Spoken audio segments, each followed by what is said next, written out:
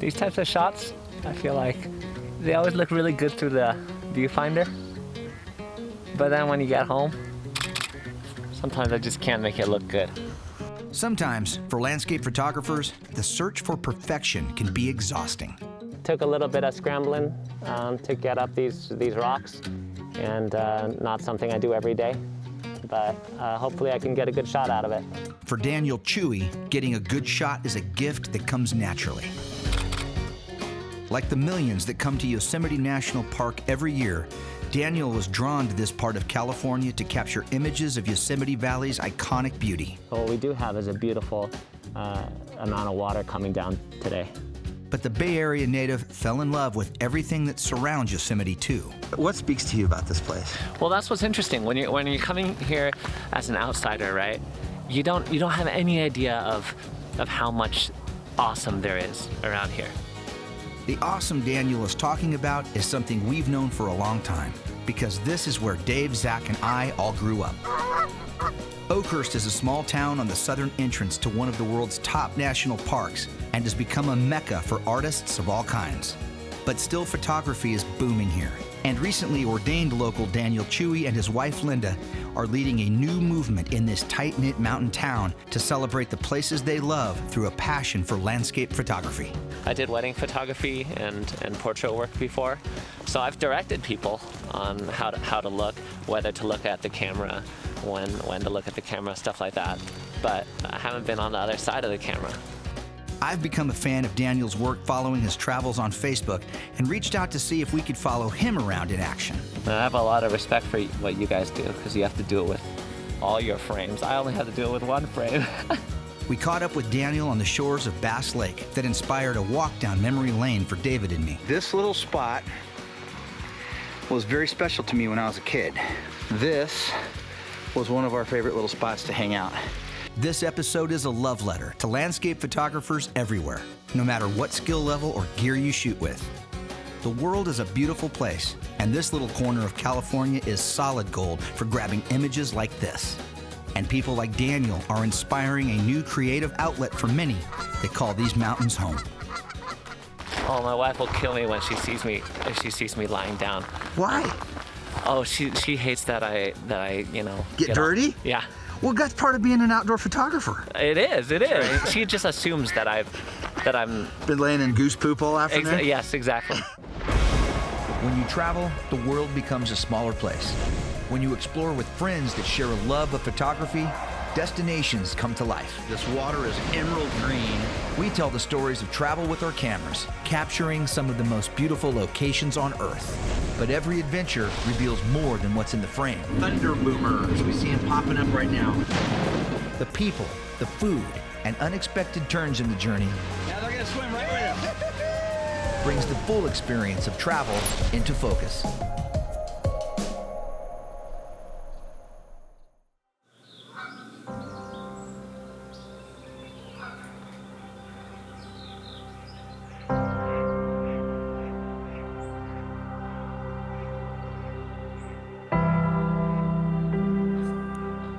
Showing around 7, peeking right up over there. Sunrise at 7 just over the hill there, over the Whiskey Ridge. Yep. Peckinpah, kind of the left side. Peckinpah is more the left side of that. We're at the Way of the Mono trailhead right now, waiting for Daniel to get here.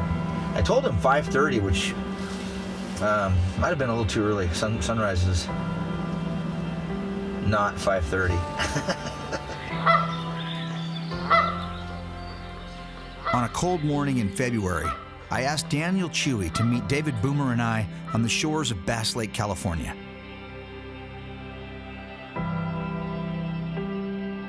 Daniel has become something of a local legend in this area, known for his stunning landscape photography and insightful social media posts, both of which I have become a big fan of myself. I asked him to meet us at the Way of the Mono trailhead at 5:30 a.m. so we could shoot the sunrise together over the lake. Daniel knew the sun didn't rise until 7.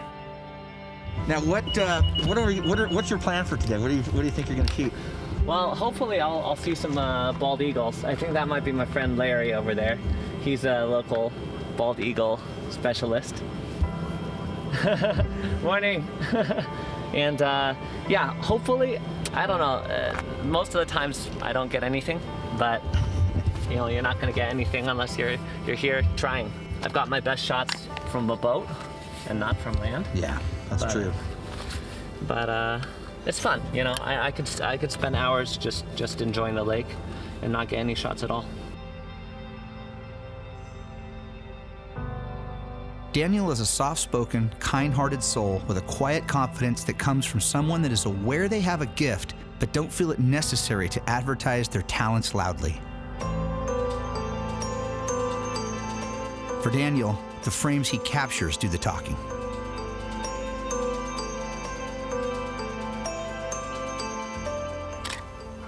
You know, I live in the, well, I'm from the Bay Area and happen to live next to this wildlife refuge called Coyote Hills Regional Park. And that place is everything. You go there and I really enjoy photographing raptors. So when I go out there, I see kestrel, I see red-tailed hawk, I see all kinds of birds. Also harriers. Yeah. I loved watching the harriers. Yeah, they're beautiful. I saw a gray ghost harrier the other day, and I got a shot of that as well. How long have you been in the area? Well, I've been in the area since 2018. Okay. Yeah, May 2018 we bought the house. It was the same year I got married, and with my wife Linda, and also the same year I lost my job. So I lost my job pretty close to when we bought the house. So it was pretty scary. But that's some stressful times right there. Yeah. Well, we decided, hey, we really want this house, and we got it, and it's been a blessing. Obviously, Yosemite's close. Yeah. But what do you love? What speaks to you about this place? Well, that's what's interesting. When you're coming here as an outsider, right? You don't have any idea of how much awesome there is around here. When I came here and we decided, okay, let's buy a house. Even in our heads, we don't have an Oakhurst house. We have at that point, right? We didn't have an Oakhurst house. We had a Yosemite house, right? Because when you're an outsider, what you know about this area is Yosemite, right? But after I came here, and especially after I started interacting with people from the community from here, from Oakhurst, I realized, like, wow, you know, every single road has its like local charm or things that people like photographing or things that people appreciate. Bass Lake is endlessly beautiful at different times of year. I mean, I love finding trails and just hiking around, seeing what there is to see. I took a trail. There's the Way of the Mono Trail. It goes up to these nice rock granite bluffs up there. Now I'm gonna help you with something. Mono. There you go. Mono. That's Yeah. right. Mono. Mono Yeah. is a disease you catch. Mono is the Native American tribe that used to live here. And Mono. Yeah, exactly. Today, Daniel works in the medical device industry and splits his time between the Bay Area and Oakhurst. The big tourism draw to this part of Central California is one of America's top national parks, Yosemite. Summer months are when the big crowds roll in, and Yosemite Valley is where most of the 4 million visitors a year end up, and for good reason. The glacially carved granite cliffs, some thousands of feet high, frame one of the most scenically stunning places on Earth.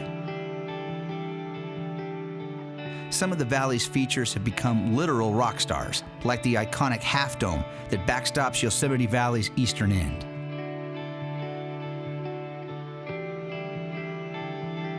El Capitan is a monolithic granite wall made famous for its challenging rock climbing routes. But every winter, El Cap draws another, more ground-based crowd, eager to capture a shot of an event that only happens during a short window each year.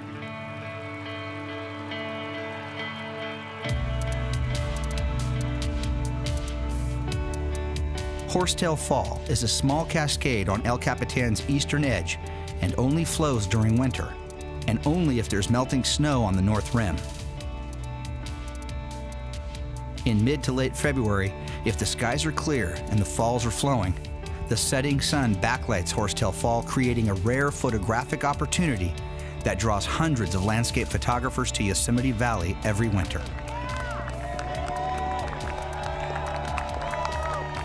This particular point on the valley floor that most photographers think is the best and seemingly only place to grab a shot of Horsetail Fall gets so busy, park rangers have to do special traffic control to manage the crowds.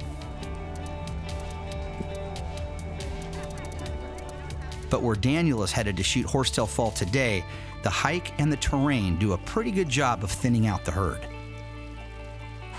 These are my micro spikes. They help me walk on snow.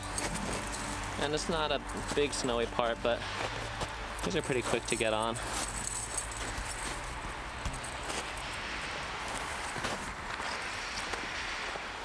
There's one.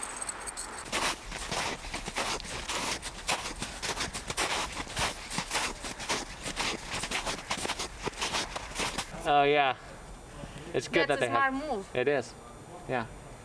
Are you alone? Or? Yeah. Okay. Yeah, you can come. Just if you want, it's a bit of an adventure. We're shooting part of a show, so if you don't mind being on camera. Okay.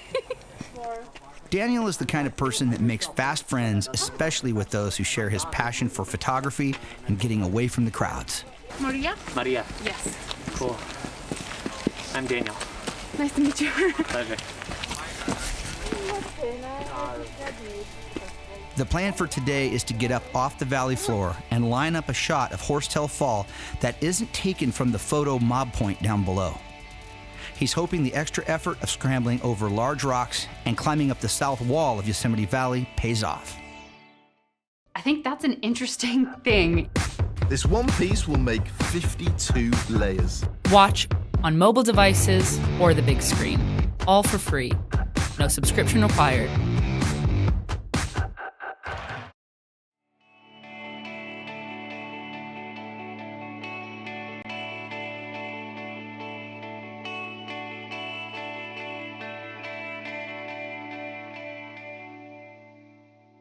Well, we're near the 4 Mile Trail. We can say that. Yeah, very very close. And took a little bit of scrambling to get up these rocks, and not something I do every day, but hopefully I can get a good shot out of it. Yeah, I'm getting my composition right. You know, landscape photography is a little boring sometimes in that aspect because you just set up your composition and just wait for the light to change.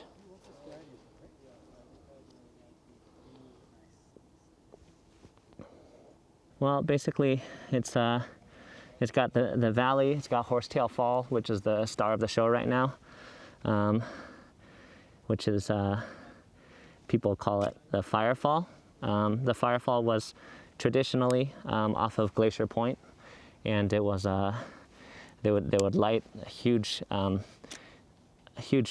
conflagration and then push it over the edge, and I think they would yell at Firefall. And that was the original Firefall. These days, people, when they talk about Firefall, they're usually talking about Horsetail Fall. And yeah, I'm just trying to get a shot of this beautiful valley framed by the trees. And hopefully we'll get some clouds rolling in, but looks doubtful. Yeah, but what we do have is a beautiful amount of water coming down today. So I'm hopeful we'll get that effect. But I don't know whether the rest of the frame is gonna be interesting. We'll see.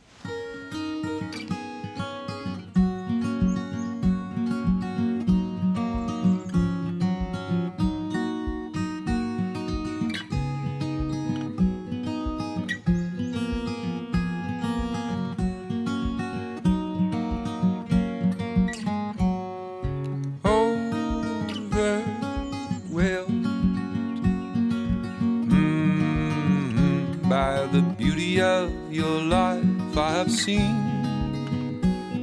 a miracle. I have seen a miracle. Oh, my wife will kill me when she sees me lying down. Why? Oh, she hates that I Get dirty? Yeah. Well, that's part of being an outdoor photographer. It is. Yeah. So she comes home, she doesn't let me sit on the couch, or she just assumes that I'm Been laying in goose poop all afternoon? yes, exactly. Which is fair. Which is fair. Yeah. Yeah. My wife, she's actually my artistic inspiration and artistic director. Oh, is that right? Yeah. Now, does she have just a good eye for composition, or Yeah. does she shoot herself? She doesn't shoot herself, but she's got a great eye for composition. And she used to do painting. Well, she still does painting. And so, a lot of times she'll take a crop of something that I worked on, and she'll say, I'll crop it this way. And my tendency is to always say, no, you're wrong at first. But then I'll play around with it a couple, for maybe a day later, and then see that she was right, and then take credit for it myself. How long have you been married, Daniel? About 2 years now. You got a lot to learn. Yeah, I know. Yeah. I usually, when I'm shooting landscapes, I'll usually use the 2-second timer. That's a tip I'd give to anybody who wants to do landscape photography. Either use a remote release or a 2-second timer. And the reason for that is, I'm guessing you probably don't want camera shake. Exactly. Yeah.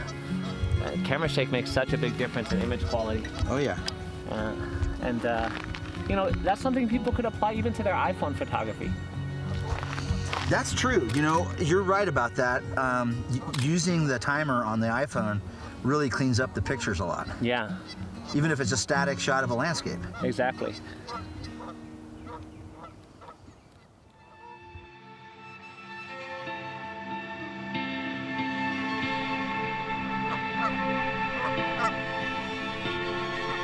I hadn't been back to Bass Lake in a long time, so spending the morning here with Daniel and David Boomer was really nice for me.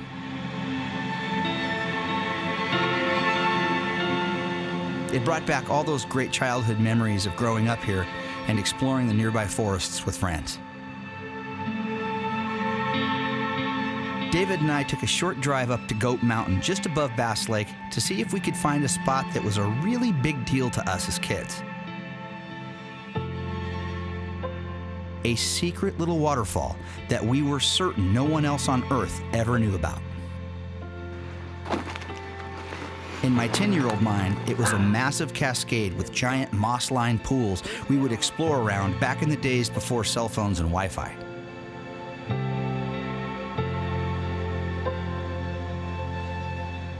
Finding it after 40-plus years was now going to be the challenge, especially after a strong windstorm hit this area recently, knocking trees down everywhere. Closing in on our spot here, the spot I remember playing when I was a kid, the secret waterfall we used to call it. A little bit of water in the creek, which is nice. We wanted to see that. More of a cascade than a waterfall, really. But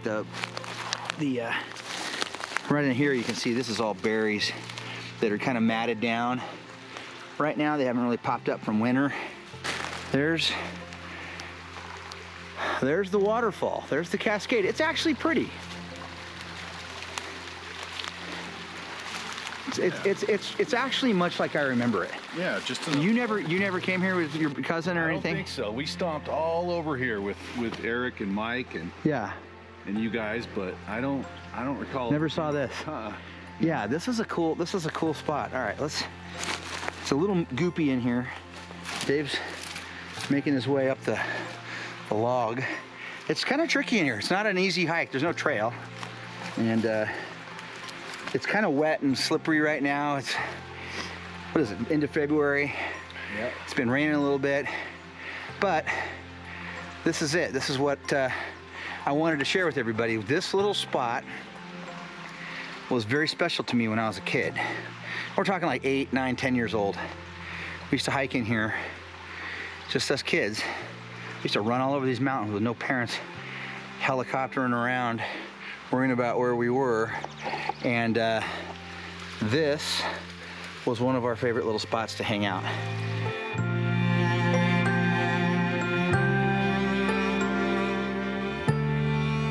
Like Daniel said earlier, there's all kinds of awesome in these mountains around Yosemite National Park.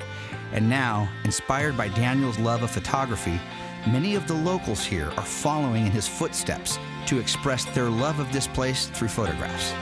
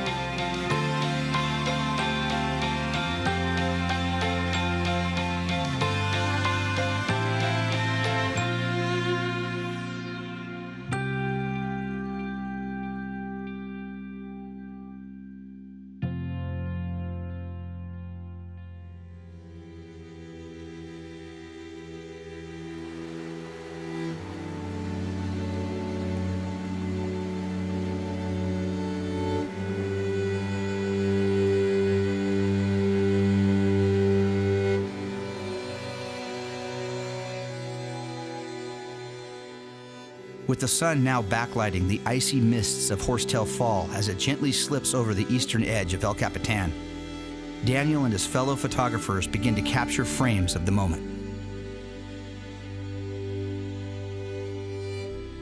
The hard work of climbing to this vantage point away from the crowds pays off, and another stunning frame of a Yosemite landscape is memorialized through Daniel's lens.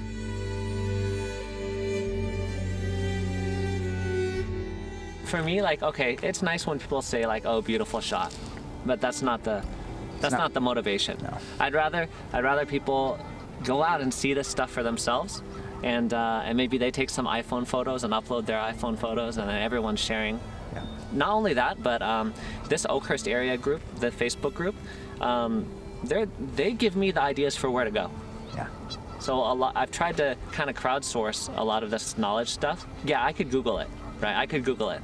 But what cooler thing than asking local people, what are the good adventures nearby? I'm not an expert. I don't know anything about this area pretty much, right? But people are experts, and then they give me that information. I go out and take photos.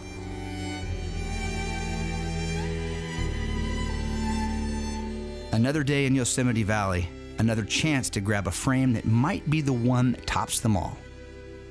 And that's really the drive of a landscape photographer, to be in the right spot at the right time with light and land and camera all in tune at the exact moment the shutter is released. I wanna go to Columbia Rock, which is on the Upper Yosemite Falls Trail. I've never been there, and yeah, I'm just trying to get to know all these hikes. I did part of 4 Mile Trail the other day, and it was really rewarding. And I'm seeing that it can really open up a lot of doors to actually get off the valley floor. Yeah, that's what I want to do today, and just see what the views are like. Maybe I'll be up there at sunset one day or sunrise one day, and it'll be perfect. Perfect is a subjective word. The beauty we each see in the same setting is relative to the places we've traveled to before.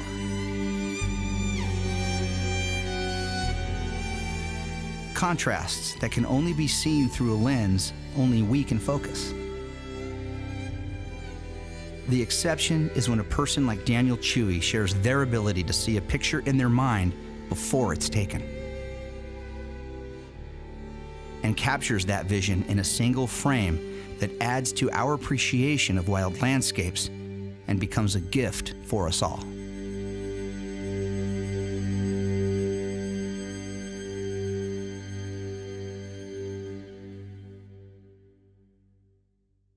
All right, you guys ready? Ready. Utah is home to 5 of the nation's top national parks, also known as the Mighty Five. Pretty incredible stuff. For this adventure, we're hitting 2 of our favorites on a Red Rock road trip through the heart of Utah's epic desert landscapes.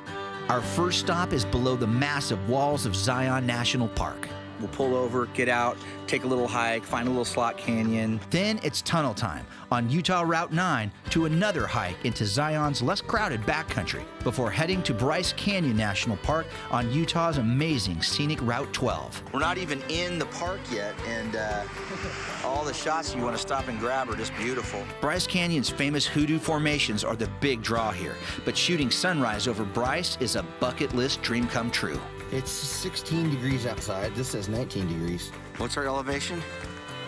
8,100. 8,100 feet. Combined into one adventure, Zion and Bryce Canyon pack plenty of front country punch, but exploring off the beaten path here unlocks the unique scenic finds you'll never forget. And really the trick is to just listen, which is hard to do right now, because I'm out of breath from climbing up out of the creek bed. Get ready for 2 photogenic national parks explored on one drive through a land of sandstone, blue sky, and snow-covered sage. We've got a little lens envy going on. Half your lens is a hood. When you travel, the world becomes a smaller place. When you explore with friends that share a love of photography, destinations come to life. Are you not entertained? We tell the stories of travel with our cameras, capturing images of the most beautiful places on Earth. But every adventure reveals more than what's found in the frame. The people, the food, and the unexpected turns that happen on every journey. Want to go? No, he's going downtown on you. Hang on a second. Brings the full experience of travel into focus.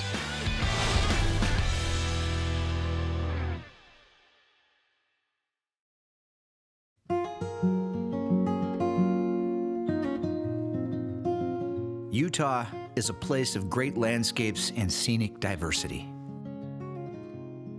The rugged mountains in the northern part of the state seem to change without a hint of blending transformation into the slick rock regions of southern Utah, where the state's 5 national parks are all found. These parks, known as the Mighty Five, include Zion, Bryce, Capitol Reef, Canyonlands, and Arches National Parks. And all can be visited by a network of highways and routes that make getting to these national treasures almost as memorable as the parks themselves.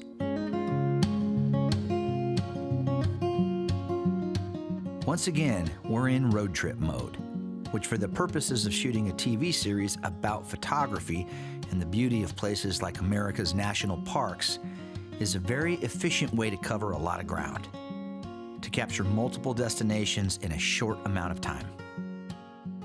We've set aside 7 days to explore 3 of Utah's national parks that will be broken up into 2 separate episodes.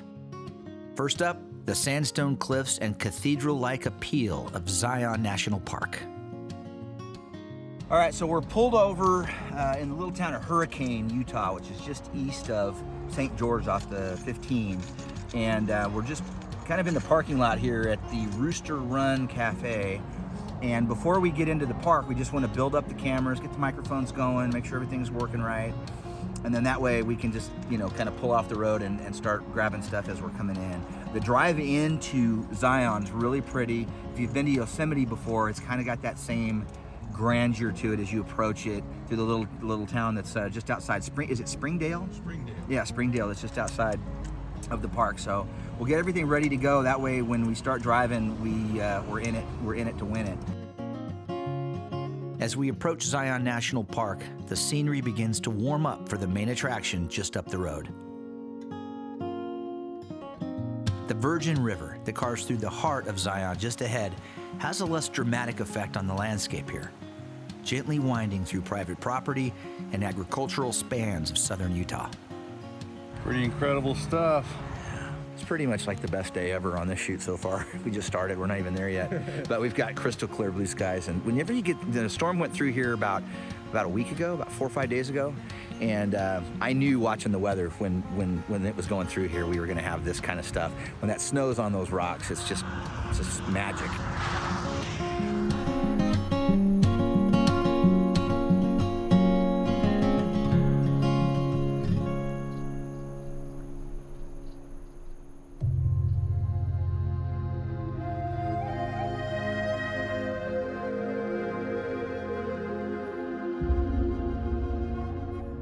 Springdale is the closest town to Zion National Park, a quiet place in winter months, booming in the summer vacation season.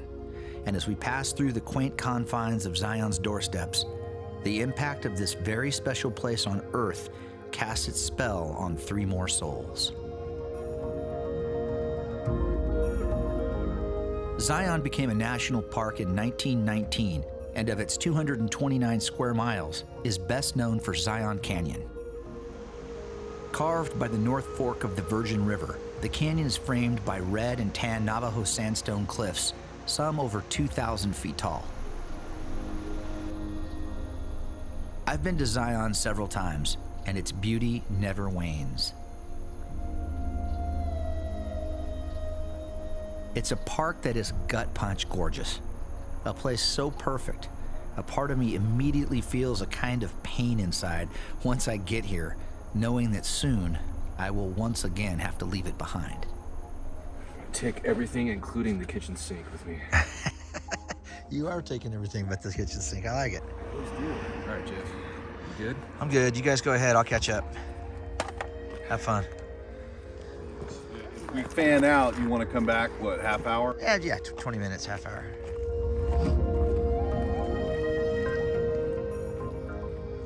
Unfortunately for us on this trip, our pace is fast. This is literally a drive-through shoot for us, with the plan to still get to Bryce Canyon National Park 2 hours away by tonight.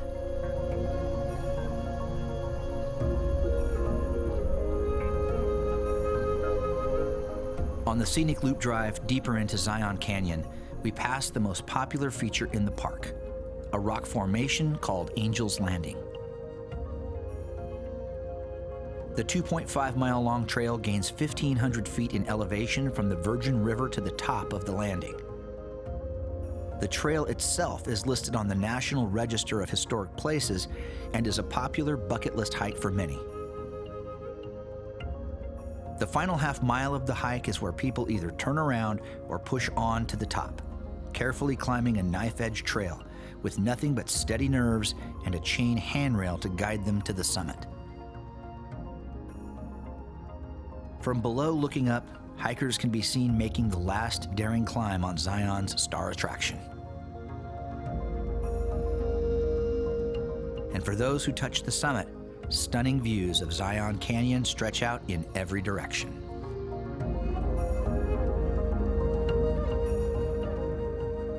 Look at this day. Look at this. Absolutely perfect day. Blue skies, no clouds, temps are not brutally cold. And walking up, I see Zach Allen right now. He's just finished a nice session, I'm sure. Yeah, that's your first time here. So how are you digging it? I'm loving this. I mean, this is what I expected, but you know, it's better once you're here, it's for sure. Yeah. We're not even into the park yet. That's the crazy thing. That's what's crazy is we just started the scenic drive, the scenic loop drive, right? So this is usually closed during the summertime because there's too many people that come in here, so they shuttle you in on this part.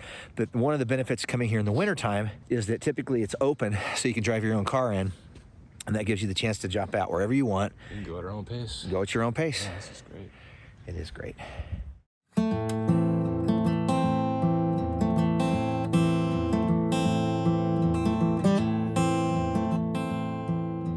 The scenic loop drive comes to an end at a place called the Temple of Senawava, and is where the famed Riverside Walk in Zion begins.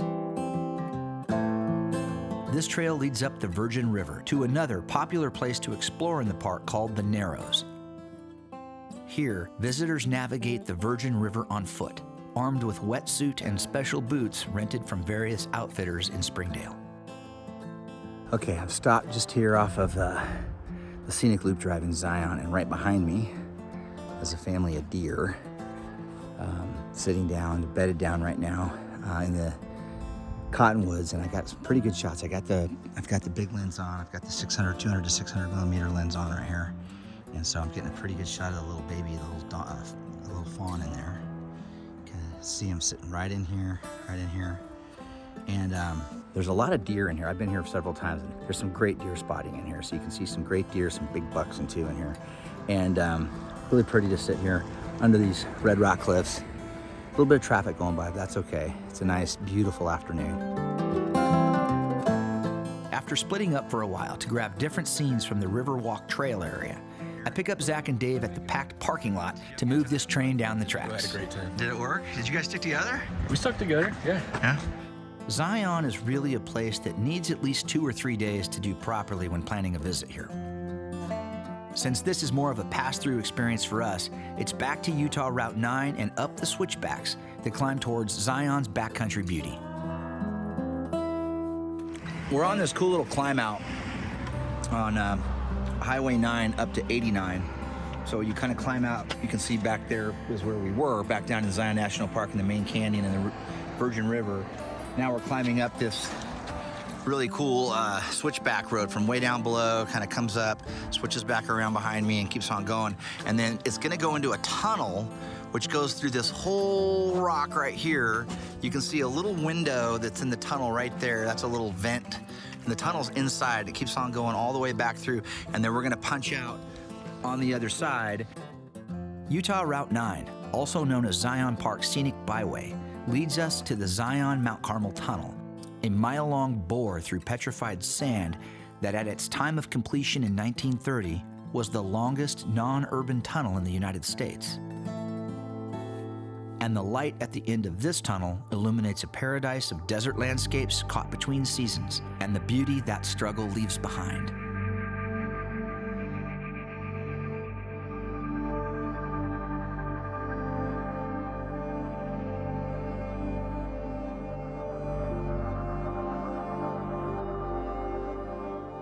What I truly love about this part of southern Utah is that you don't have to be in a designated park or weave through crowded trailheads to have a memorable experience here.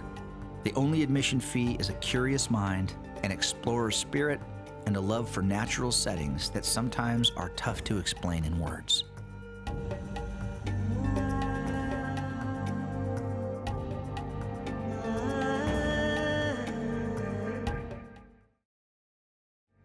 After linking up with Highway 89 at Mount Carmel Junction, we head north towards Bryce Canyon National Park.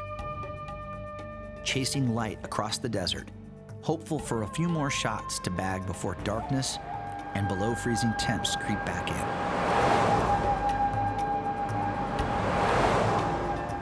in. Another hour up the road, we turn east on one of America's best scenic drives, the legendary Utah Route 12 Scenic Byway.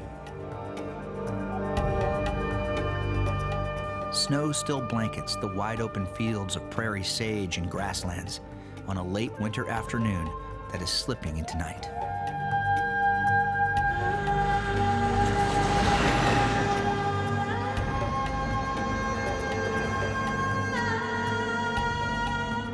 Just before the sun sets, the geology that gives Bryce Canyon National Park its juice 15 miles further up the road gives us a sneak peek of what's to come. The singularly unique formations here, called hoodoos, stand like a forest of rock. Formed millions of years ago as inland seas and freshwater floods deposited massive amounts of fine-grained sediment that then became stone, only to be forced back into the elements through tectonic upheaval and slowly sculpted by time's hands of weathering and erosion.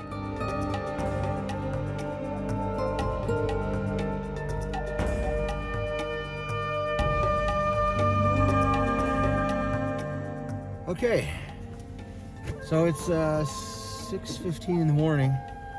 It's 16 degrees outside. This says 19 degrees in the car. It says 16 when I did the thing. And we're gonna go shoot sunrise, because that's what you do when you're in Bryce Canyon National Park. You shoot the sunrise when it comes up over the hill to the east. Lots of folks are up and at 'em. We've seen lots of people out, coming with their backpacks and their camera equipment. Everybody's heading out right now. There's pretty much all the spots are good. I think, Dave, the last time we were here, we shot at Inspiration Point. Yeah, I believe so. And not Sunrise Point, where I think a lot of people go. So we're gonna head there now and see what it looks like.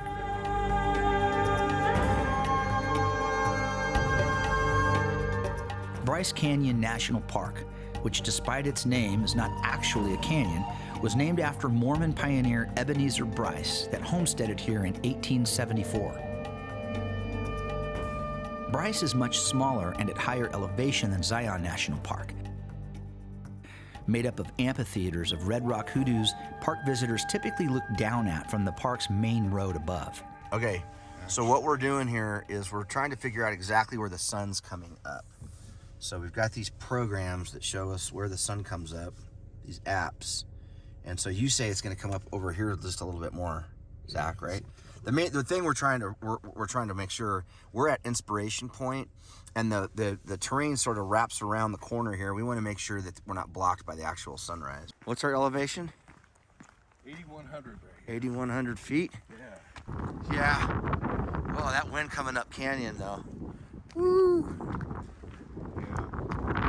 Now there's actual Inspiration Point off to your right, up the hill. We can see the hoodoos starting to light up in the early morning light. If we look down to the city of Tropic, little town of Tropic down below, you might be able to see the lights, but man, it's gonna be beautiful. Let's go get our gear. Getting up to shoot sunrise means you're actually up well before sunrise to get everything ready. Once I'm here, in the moment, there's always a great sense of excitement. That chance that maybe this will be the one sunrise I'll always remember. As we stand here in the sub-freezing wind of a bitter cold Utah morning, waiting for the day's opening act, it feels like I remember them all. Okay, we are here at Inspiration Point at Bryce Canyon National Park right before sunrise. As you can see, it's starting to come together back there behind me. And, ooh, really looking good over there. It's cold right now. It's in the low teens, and the wind is blowing straight up the canyon behind me, right in my face when I turn around. But the guys are set up. Zach and Dave have good positions set up. We're all kind of shooting different programs right now. Zach's got a time lapse going and some wide angle stuff. Dave's shooting some wide. I've got the big lens on to try to actually grab the sunrise itself coming up.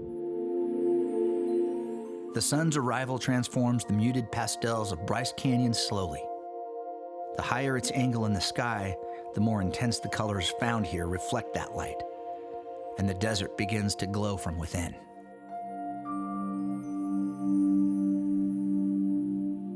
Bryce Canyon has many places along its rim to take in different views of the hoodoo formations below, but there's nothing like actually getting down into them. An excellent system of trails winds through these towers of rock that give you an entirely new perspective and appreciation of their size. All right, man.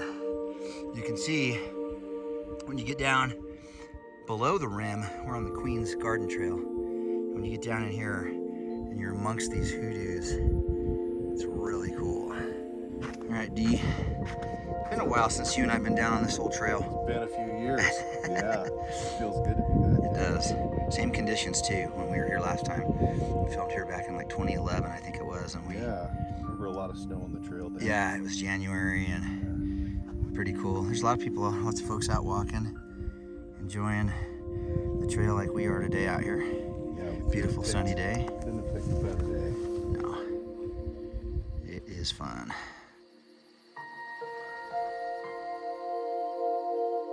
The rim views of Bryce Canyon are spectacular, and I recommend stopping at each of them, or better yet, do a nice hike along the rim trail to really take this place in. But even if you're short on time, or not sure of your physical conditioning to venture off the overlooks above, try your best to take a short walk down into this surreal landscape to see, up close, how the forces of nature and time have created another masterpiece. So Hal, is this your first time to Bryce? It's my absolutely first time. And what's it like out here for you? It is amazing. The sunrises and the sunsets that I've seen so far have just been spectacular. And just I'm going down to the hoodoos right now to see what they are, and it's just very impressive. I'm not a professional like you. I'm doing it well, that's what this show's about. We inspire people to do it. I got my little 2x zoom that I clip on. Yep. And so I go back and forth, and then I'll clean them up at home with digital zoom. Yep. And I pick out the nice spots for people to see. I'll post them. We've got a little lens envy going on. Half your lens is a hood. Back above Bryce Canyon National Park now, we visit the most grand of the rim level views at Bryce Point. This platform extends well off the main wall of the canyon for stunning drop-away views in almost 360 degrees. The trick here, after grabbing all the obvious shots, is to really pay attention to the detail of what is found far below. The main stops for services just outside the park boundaries in Bryce are home to several hotels, the shuttle service, and the historic Ruby's Inn, and is where we stop for a quick bite to eat lunch on another run-and-gun day. Picking up a little lunch, right? A lot of lunch. Zach, so and Zach. Yeah, we're a local sandwich purveyor. Pretty much still. And we've all kind of spread out, had a good Dave's drinking some water. Zach's eating his junk food. Did you hit your 3 cookies already? My jalapeno chips. Did you? He's got 3. He's got 3 cookies. I got 1 for each of us. Well, no, you don't. Those are 3 for you. I know that's how this rolls. I got a salad going here with no dressing on it, which has been slowing me down a little bit. Our last run of the day is to a place away from the main canyon area, down Utah Route 12 to a trailhead of one of Bryce Canyon's many hidden gems, free from crowds. Okay, so we're parked at Mossy Cave Turnout. This is just like, I'd say like 4 or 5 miles below Bryce, off the turnoff from Bryce Canyon. So we're just gonna cruise on in here. It's about a half-a-mile hike into the cave, and along the way there's some really pretty hoodoos with some windows in them and a cool little creek running through, so we're gonna go check it out. The short hike into Mossy Cave along a trail that crosses a creek called Tropic Ditch is a fun way to wind down the day.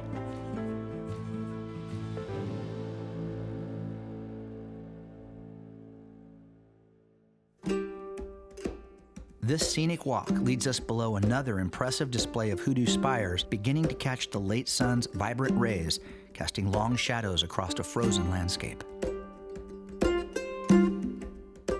In winter months, Tropic Ditch Falls freezes completely, giving us easy access to admire a rare sight that so sharply contrasts with the desertscape surrounding it.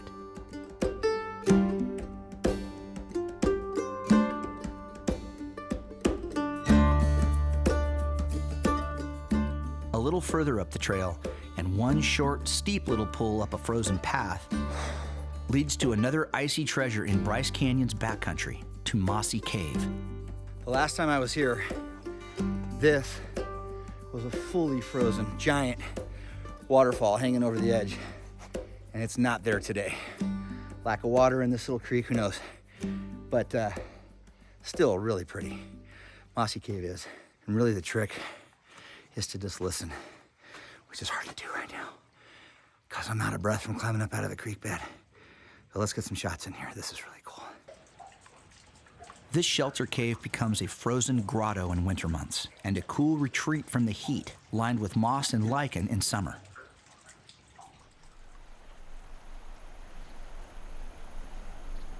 The desert southwest and the roads that wind through these rugged but approachable landscapes are not only fun to explore, they inspire a natural curiosity to see what's next. The wide open of Utah's southern parklands feed a wandering soul and awaken a creative beat in the hearts of those that have forgotten or have not yet discovered what travel through places like this can do for a person mired in the grind. We tell the stories of travel with our cameras. And as Utah Route 12 pulls us deeper to the east, on a journey only halfway complete, new stories of places yet to see are waiting to be told. The part of the show people never see. All right, good morning from Utah Route 12. As far as road trips go, this one might be one of the best. Dave Boomer's little nest where he likes to sit. That is my hideaway. A blacktop trail into the heart of Utah's red rock landscapes. I'll get all that stuff because I got it. It's kind of like Jenga right now. A somewhat secret drive that connects two of the nation's best national parks. We can't miss. We're just everywhere we pointed is solid gold. Bryce Canyon National Park and its popular hoodoo formations draw big crowds all year long. Man, this is so cool to be able just to get out here But just a few hours on this scenic drive will lead you to one of America's lesser-known national parks that is a must-see stop for any landscape photographer. All right, it is a beautiful Thursday morning in Capitol Reef National Park. Zach, you ready to maybe do a little walk and check this out? Let's go find a narrow. Yeah. On this adventure, we're slowing down our drive on Utah Scenic Route 12 to explore the hidden gems found around every corner. It almost looks to me like what would have been like a hunting lair. From historic towns that have weathered decades of sand and wind, And these old homes that were once these magnificent grand places that are less grand now. to hikes that lead into stunning canyons. Anytime these canyon walls get super close like this, it's just great. The hidden beauty of Capitol Reef National Park, and in our book, the only way to get there on Utah Route 12. And then Zach back there is going to have hopefully something to show you. A drive that definitely makes it tough to keep your eyes on the road. Is another reason why this drive is one of the best you'll find in America.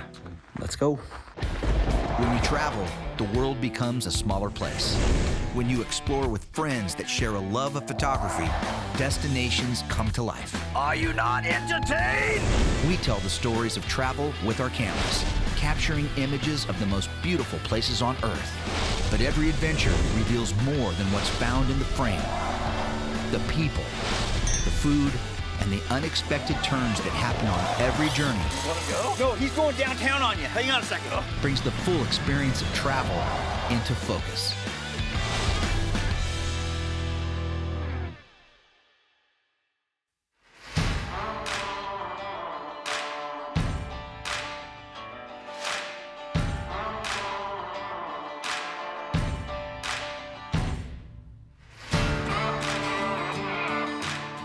The American West was made for road trips.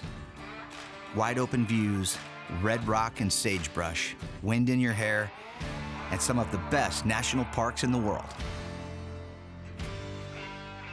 After a 2-day run outside of Las Vegas to Zion and Bryce Canyon National Parks, Dave, Zach, and I decided to hit another park not far from Bryce, Capitol Reef National Park.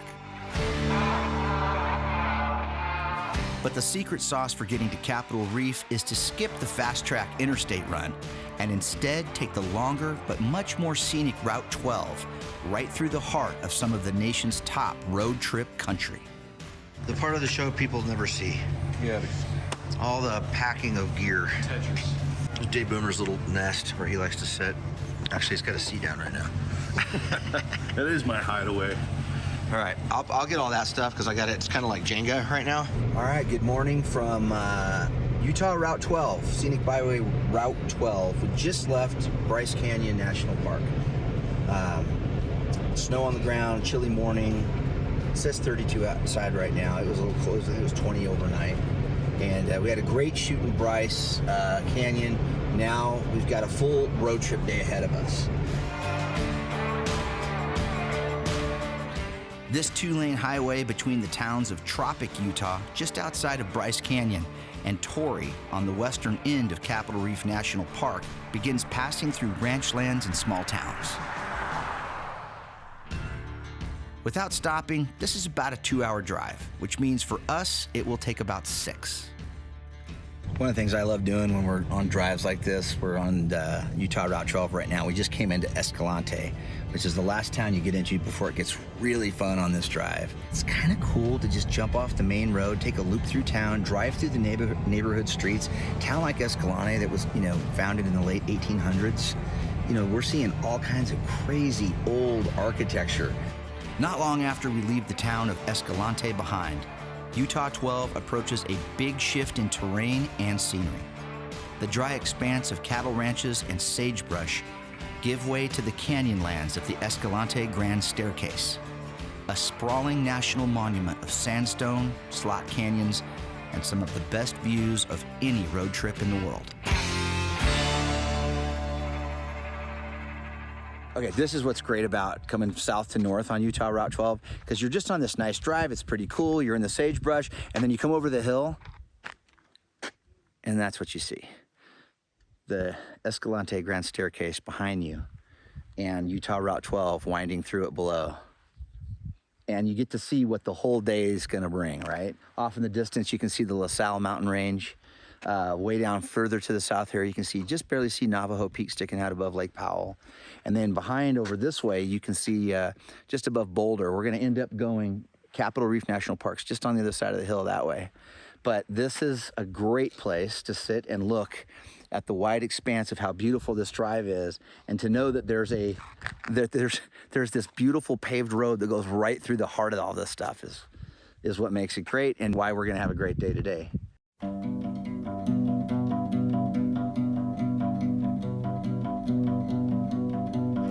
This drive and this scenery is so spectacular, it's almost like being on a theme park ride. The gentle curves of Utah Route 12 guide us into the Escalante River Canyon and narrows of the Calf Creek drainage. Along the way, there are many places to pull over to take in the views. We're stopping at all of them. Okay, we're like maybe 2 miles into the Utah Route 12, heading south to north, and we're at another scenic turnout. And this one's not as good as we were thinking. It's really pretty, obviously. You can see this big river gorge behind me. But we got a lot of power lines in here. We usually don't like power lines in our shots, so we'll still get out here. Zach and Dave are up here running around on this rock trying to make something happen. The thing with scenic turnouts in Utah 12 is the entire drive is basically a scenic turnout, one giant one. But they do make these really great places where you can get a few cars pulled off the side of the road safely. I recommend taking all of them. We're gonna take each and every one today. And we're also gonna stop off the side of the road where there isn't a scenic turnout sign, as long as it's safe.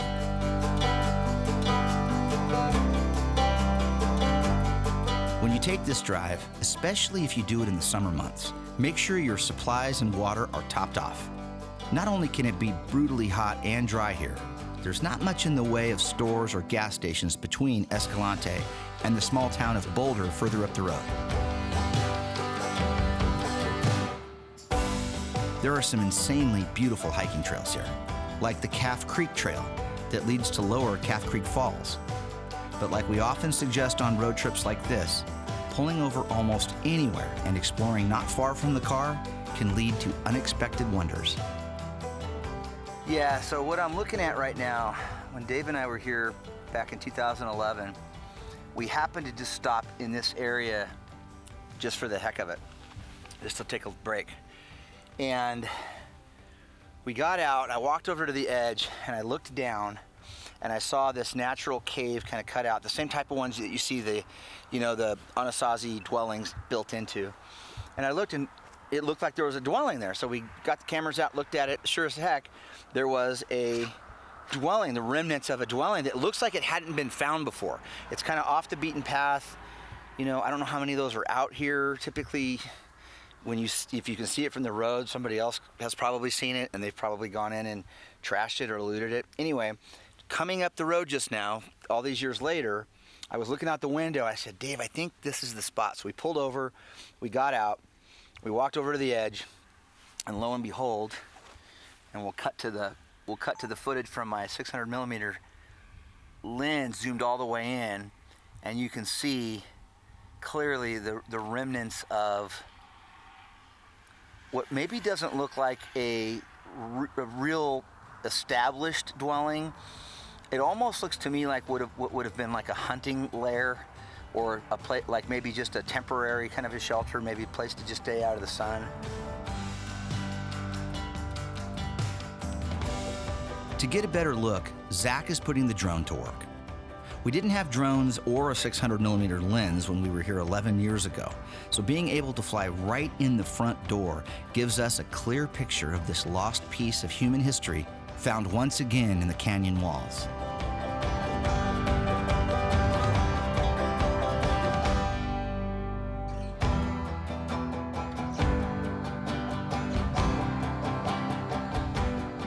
As Utah 12 climbs out of Calf Creek and onto the mesa top, amazing views of the upper Escalante staircase stretch out from both sides of the car.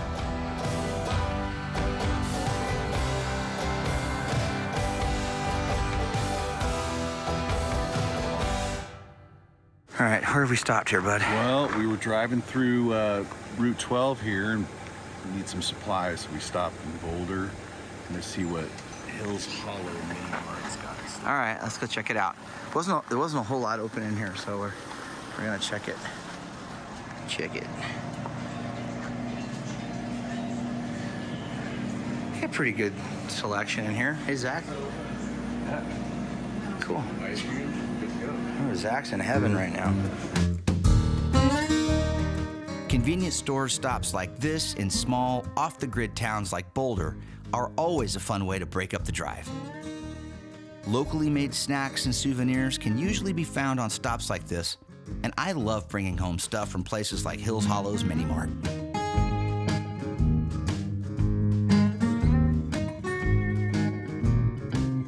Climbing higher into the aspens above Boulder on Utah 12 means we're about to top out near Homestead Point Overlook. With elevations now nearing 10,000 feet, snow still blankets the hillsides here and make for wild contrasts for photography as red rock canyons and distant peaks frame the landscapes. Okay, so Utah 12, after you pass through Boulder, going south to north on our way to Capitol Reef National Park, starts to climb quickly out of Boulder.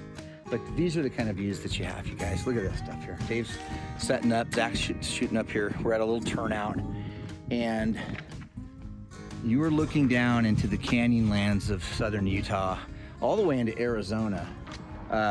Navajo Peak, way off in the distance back there, that's actually in Arizona. That's on the border. The border of Arizona and Utah sort of runs through Lake Powell, which you can't see, but it's kind of right below us out there.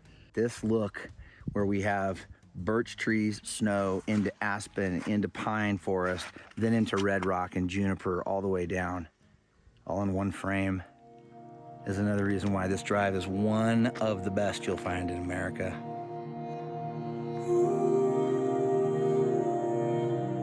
As the day winds down and the sun sets over the final miles of our drive on Utah Route 12, the stately walls and rock spires of Capitol Reef National Park greet us in the distance.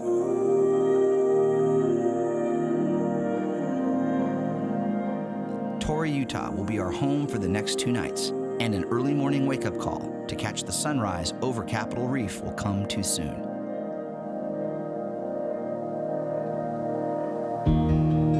See the light of the stars.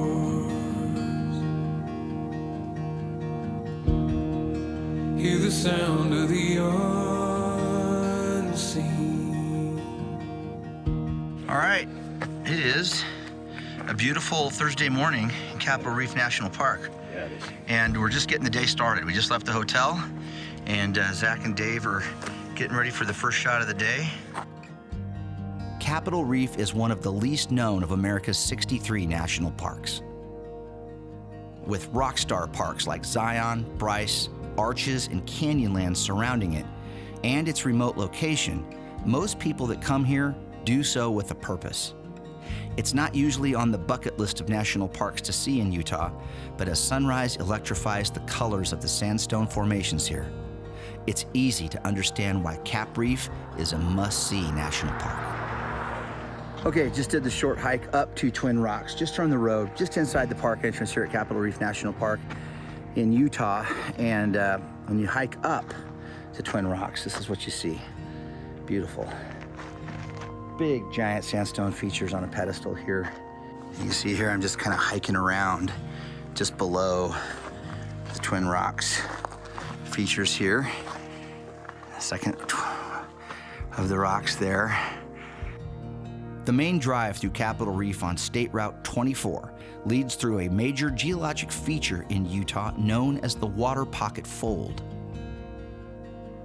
From above, this 100-mile feature can be seen on the landscape. A massive tilt and shift in the Earth's crust creates the gentle sloping of central Utah's plateaus into the vertical red cliffs seen along the park's scenic drive to the south.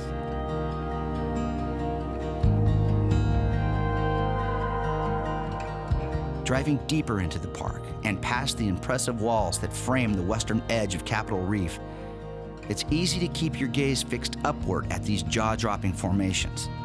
But like most places, if you get out for a short hike into the landscape, your perspective changes and the detail of the sands beneath your feet calls out. Here, clear crystals of gypsum called selenite form a diamond-like crust in the red sand, sparkling in the late winter sun.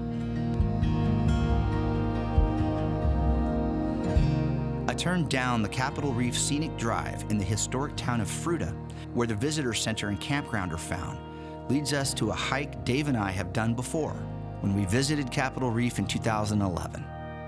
I have to say, coming here a decade later, my appreciation for Cap Reef has grown deeper as we approach the trailhead for the Narrows hike in a canyon called the Grand Wash.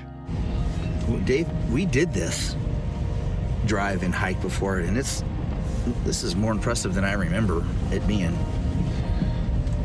This is pretty cool.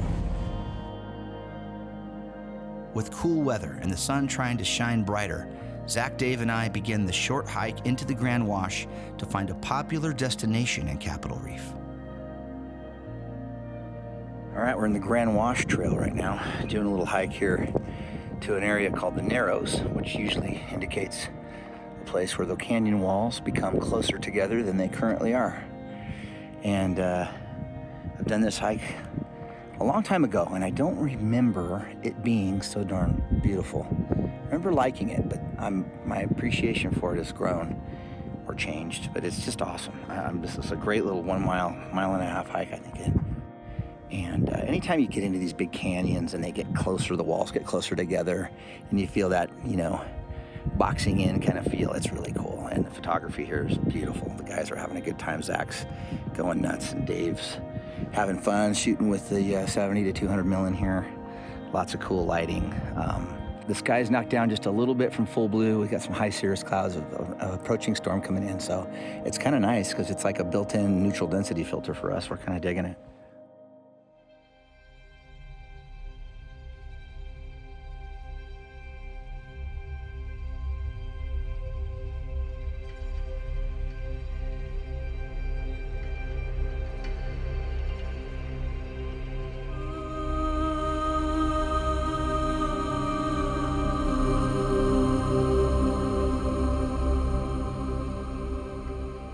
On a walk like this, Zach, Dave, and I usually spread out to capture our own visual stories of what we feel here.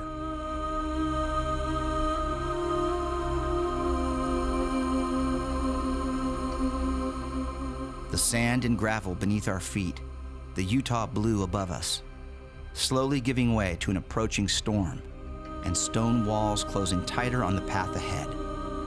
Give life to the images framed by friends choosing a piece of this palette to tell a story. All right, we're getting ready to go into the Narrows part of the Narrows now. Kind of did the hike from back there. Been walking in this wash the whole time. This is called the Grand Wash. And Dave has just finished getting some shots.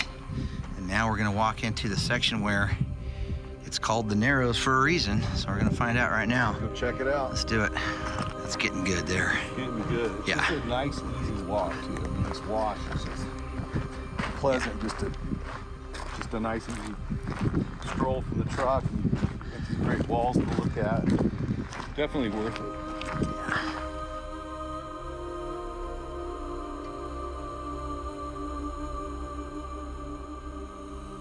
Water and wind have played a major part of how Capitol Reef was formed. This entire area, known as the Water Pocket Fold, gets its name from the small catches of water in sandstone that have been carved here over time. Okay, so we made it to the Narrows part of the hike. This is sort of the payoff to the Grand Wash hike when you take the scenic route south of Fruita in Capitol Reef National Park, and it's pretty cool. We did not come here last time. No, I don't remember making it all the way to here, and this is worth it, right? Pretty cool. Anytime these canyon walls get super close like this, it's just great, man. It just feels cool. That's why everybody does it. You want to get in these little box canyons and immerse yourself into it. It's awesome. It reminds you how small you are. It does remind you of how small you are. Because these walls are, what'd you say, probably 300, 400 feet tall around you? Yeah, right here. Yep, right here. It's a decent little hike. We got a lot more to do though, so we're gonna go back and hit Fruita next and shoot that. We've got about 1.5 miles back to the car, right? Yep. Let's go.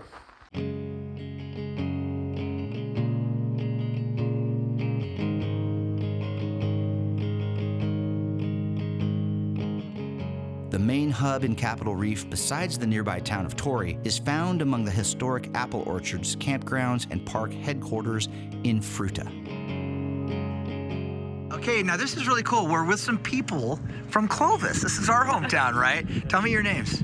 Neil Mallory. And Sarah Mallory. Right on, you guys. Is it your first time to Cap Reef? Yep. Okay, so what did you guys do? What do you think? We went to Cassidy Arch and we hiked up there. We did the scenic drive, and then probably gonna do some other hikes tomorrow. Yeah.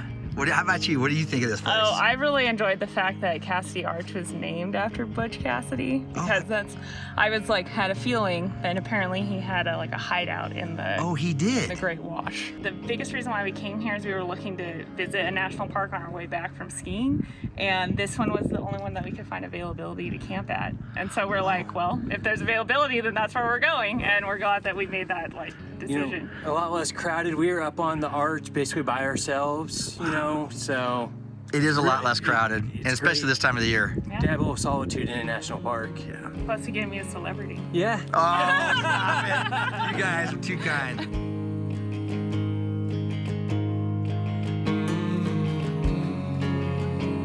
With the full day of exploring Capitol Reef National Park coming to an end, we decide to post up at a stop in the park called the Goosenecks to capture the setting sun. All right, the day is winding down here in Capitol Reef, and we've been chasing the light, chasing the sun, waiting for the clouds to do what they're gonna do. We've ended up at Goosenecks. That's one of the best places in the park to take in the sunset, and it's pretty amazing. You look behind me here. I'm right on the edge of the big gorge. Get a little closer to the edge here so you can see. But that's the big Goosenecks gorge down below. So this viewpoint is really pretty for this, not to mention this incredible sunset that's lining up. Anyway, we're gonna just pretty much camp out here the rest of the day and take in this great view. Let me show you this over here real quick. That is why you come to Goosenecks. Look at that panorama. Sunset, red rock. We're lucky enough to have these great clouds in the sky today. And man, oh man, what a way to end the day at Capitol Reef. Capitol Reef National Park is remote, and because of that, large crowds are not a thing here.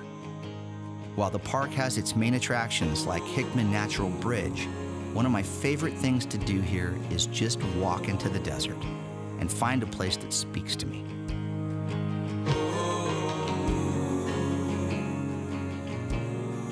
Beauty abounds here in every direction. And to find true solitude in a major national park in America is becoming a rare thing.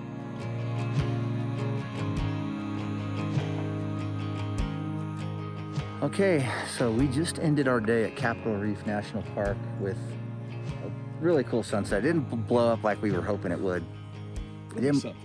Yeah, it'll be something, and Zach back there is gonna have hopefully something to show you. We're gonna cut that in.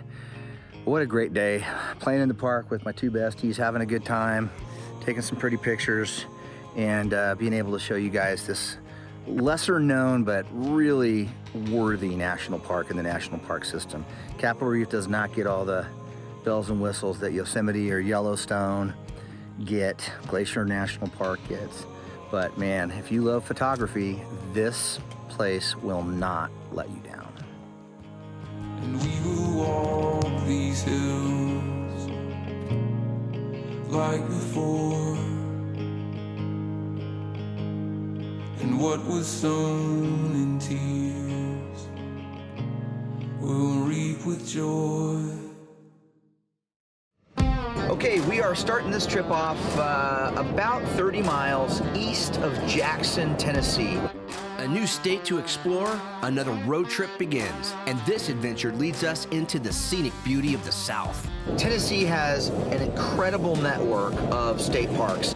From the living history of Civil War battle parks, those 4 cannonballs would now go flying out, much like a shotgun blast, through space, ripping up everything they hit. to urban parks that feel way off the grid. You're always looking out, you know, you're always looking for that frame that speaks to you, that big picture.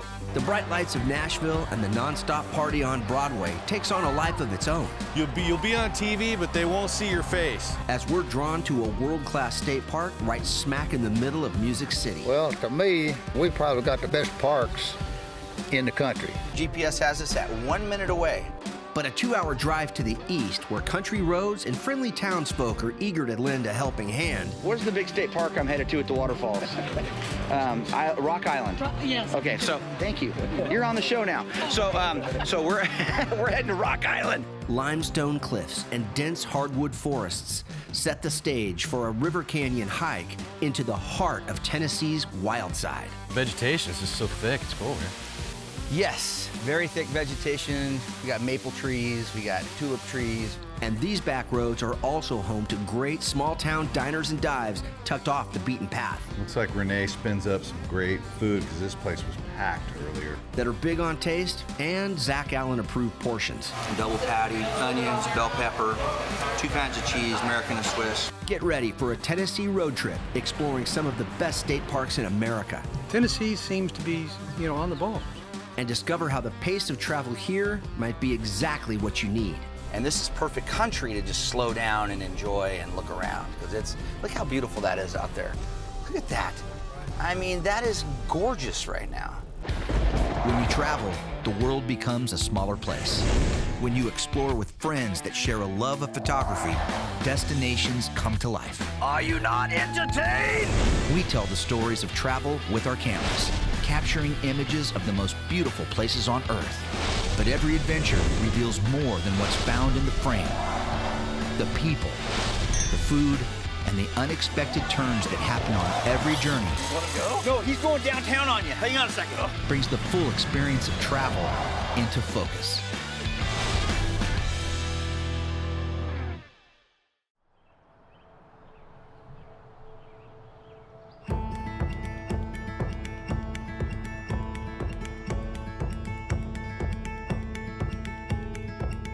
Milan, Tennessee is like many of the small towns west of Nashville that you'll never see driving on the interstate. In our attempt to get from one place to another as fast as possible in a car, the quiet city streets and town centers, the local high school football fields, and sleepy neighborhoods that give the South a lot of its charm are passed right on by, with the cruise control set at 75 and a blur of green slipping past the windows. Another thing we miss, and perhaps the most egregious offense committed in hammered down interstate travel, is the food found in the side street dives and back road kitchens where the locals eat. The good stuff, the food that you'll only find in a place like the Chow Wagon in Milan. A place where even the mightiest of appetites will be challenged by a menu that features theme night dining like Taco Salad Tuesday, Jumbo Cheeseburger Thursday, and the legendary Chow Baby Combo Friday Special.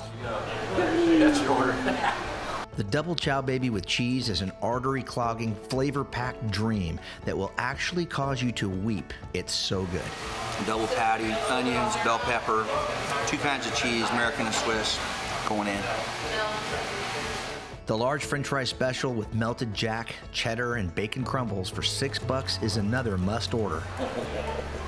And for Zach Allen, whose bottomless pit of a stomach laughed at the portion sizes and kept on ordering, the towering large ice cream cone that should have been outfitted with red blinking anti-collision lights to warn approaching aircraft was devoured in seconds as we fuel up to hit the road again to discover Tennessee's impressive network of state parks. Okay, we are starting this trip off about 30 miles east of Jackson, Tennessee. Tennessee has an incredible network of state parks, which we're going to explore today, Zach and Dave, right? Oh yeah, right. That's right. All over it, all over it. All over it. So we're basically just doing a road trip show. This is a road trip show, and it's beautiful here. We're here in mid-June. It's actually not real humid today. When we flew over here on Monday, it was not the greatest travel day in the world, but we're here now, and that's what counts. So we're basically going to be heading to Nashville today. The plan is to get to Nashville, base camp there, and then strike out and explore several of Tennessee's beautiful state parks. The first one we're going to hit today, we're about, according to the navigation, we are about 20 miles away from Natchez Trace State Park. And so we're going to hit that one first on the way in. We've read some good stuff about it, watched a couple YouTube videos that seem pretty cool. So we're going to get on the ground and explore Natchez Trace State Park first. Tennessee has been nationally recognized for its state parks program with 56 unique parks that protect a variety of settings, areas, and landscapes. These are amazing places to escape and explore throughout the state, many with excellent campgrounds, cabins, hiking trails, and, like we've just discovered looking at our GPS, parks rich in history.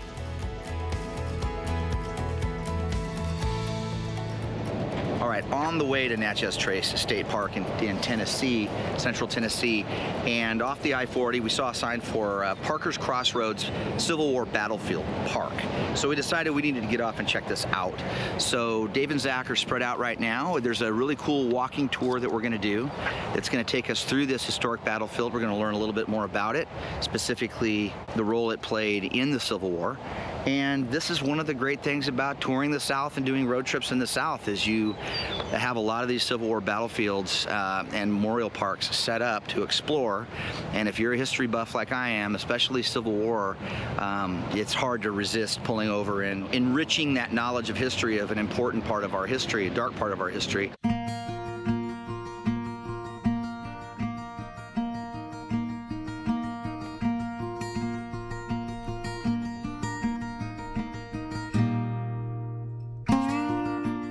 In 1862, after Union forces had made a deep push into the South with the help of railroad lines to supply troops, Confederate Commander Braxton Bragg ordered the railroads destroyed and turned to a rising star in his forces, Nathan Bedford Forrest.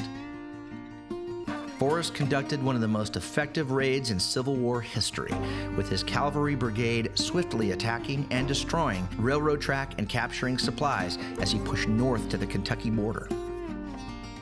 But escaping out of western Tennessee proved to be tough for Forrest and his men. Chased by federal forces that were about to overtake him, Forrest turned and launched 2 surprise attacks on separate fronts into the pursuing Union Army before it could organize. The place of this successful stand is memorialized today here at Parker's Crossing. Okay, so Zach and I have taken a walk up to this hill where there's a piece of artillery here that would have been used during this battle. And this position, this elevated position, was a position the Confederates held from sort of behind the enemy lines of the Union soldiers about 600 yards away that way. And so through that forest. These trees wouldn't have been here just like this in the Civil War. It would have been more wide open and clear right here. The Confederates soldiers got this cannon, or one like it, to line up from behind enemy lines. They kind of snuck up and they fired down the enemy line. So they weren't lobbing at them, they were firing down, raking them down from behind. What's crazy is, as Zach shoots this shot of this cannon here, is this particular kind of cannon was firing that day what are called canister rounds. So they would take 3 or 4 cannonballs and shove them into a small metal canister, put that into the cannon, and then fire it. As the canister moved through the cannon, that metal would disintegrate, melt, and fall away. And as it did, those 4 cannonballs would now go flying out, much like a shotgun blast, through space, ripping up everything they hit. And according to what we've been learning here today, this particular cannon position fired at those Union soldiers against that fence, that split rail fence we were looking at, had devastating effect on those soldiers.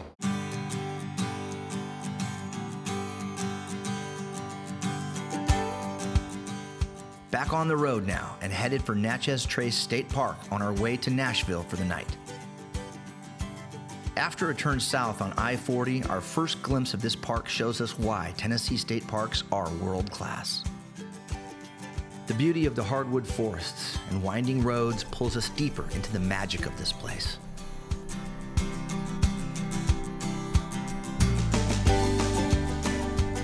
We decide to stretch our legs at Cub Creek Lake, just inside Natchez Trace State Park, to get a better feel for Central Tennessee's scenic charms. Well, to me, we probably got the best parks in the country. Does it ever get really crowded down here on this beach on the weekends? Yes. Very, very crowded. And what do you rent these these little paddle boats for? I think for 2 people it's $5. For 3 or 4 people it's $10 an hour. What a bargain that is. Oh, most people can't last an hour. Another reason to love Tennessee state parks? There are no day use fees for most of the parks in the state and very reasonable fees for overnight camping or cabin rentals. The park system here was born in 1937 and today does an excellent job of protecting and preserving the natural, cultural, and historic resources of Tennessee.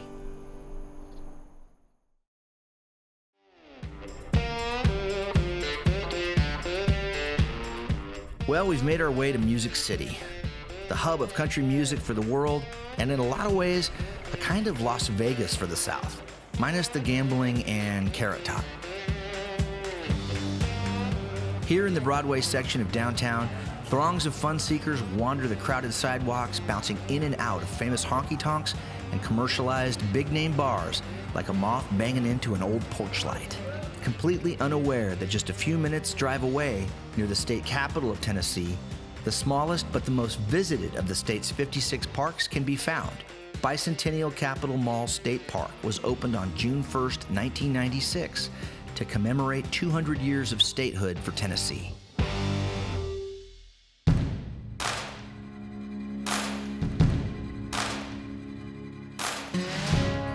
The park features many unique design elements, and paths are lined with tulip poplars, the Tennessee state tree. If you're gonna come to Tennessee and you're gonna come to Nashville, everybody loves downtown, everybody's gonna have a good time at Music Row and Broadway and all that stuff, and it's all great. But you have to come here. Bicentennial Park is amazing. This is a real gem in downtown Nashville. It is a combination of war memorials and history of the state of Tennessee, and at the far north end of the park is this really cool representation of the Greek Parthenon that's been built. And it's timed out like a clock, so it chimes at the hour, it plays little songs on these bells, all automated, really, really cool. So Zach, what are you setting up? I'm just trying to do a little time lapse, moving time lapse here of this area of the mall. It's nice, it's cool, it's got these statues on each side, a lot of people move around in the center. So I just wanted to show that movement as it reveals the area with the Capitol in the background and the clouds moving through. So I just got this going after tweaking it for almost an hour. It was not easy, but I'm gonna let this go for the next 30 minutes and start shooting with the other camera, get some other shots right here. So. The Carrillo pillars surround the Court of Three Stars in Bicentennial Park. The stars represent the 3 grand divisions of Tennessee geographically: Western, Middle, and Eastern Tennessee. Each has distinctly different resources along with plant and animal species and are unique from each other topographically. If you make the trip to Nashville, like so many are doing now, be sure to head across town to spend a few hours walking this absolute treasure of a state park, located in the shadows of Tennessee's state capitol building.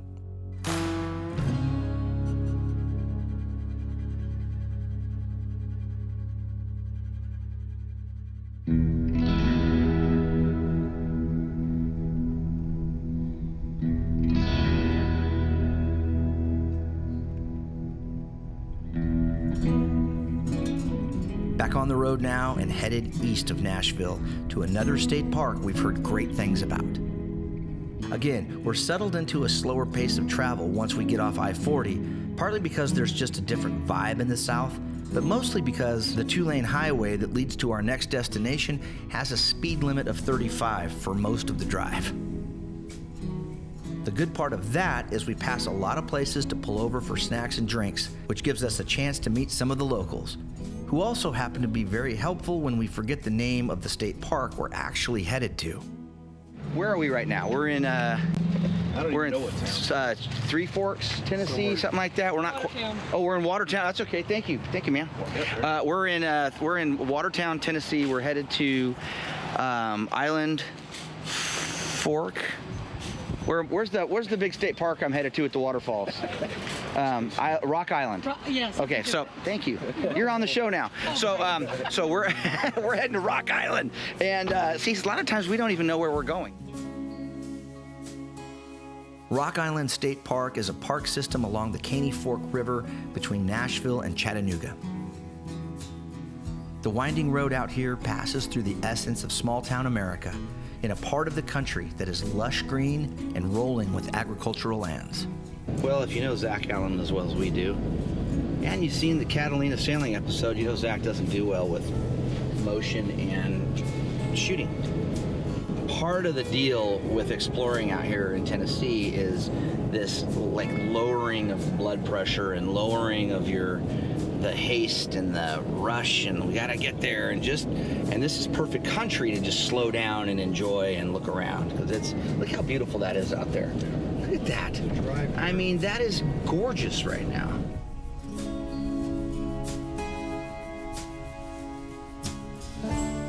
We hit the turnoff of Rock Island State Park and again are blown away by the quality of the upkeep and roads of these parks.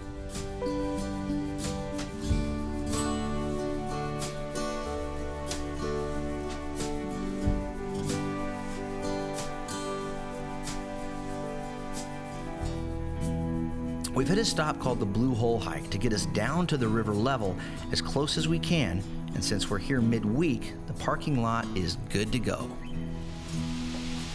The sun out here is intense, man. That first day, just got roasted. Yeah, he did. So, definitely gonna bring some sleeves. So it was day 2 before we got some sunscreen, right, Jeff? Yeah. Jeff's arms got hammered too. You got a little red. Not as bad as mine. The drop down into the Blue Hole is steep, but the trail is well maintained with steps, stairs, and even cheese grater boards to help keep us in a bipedal position.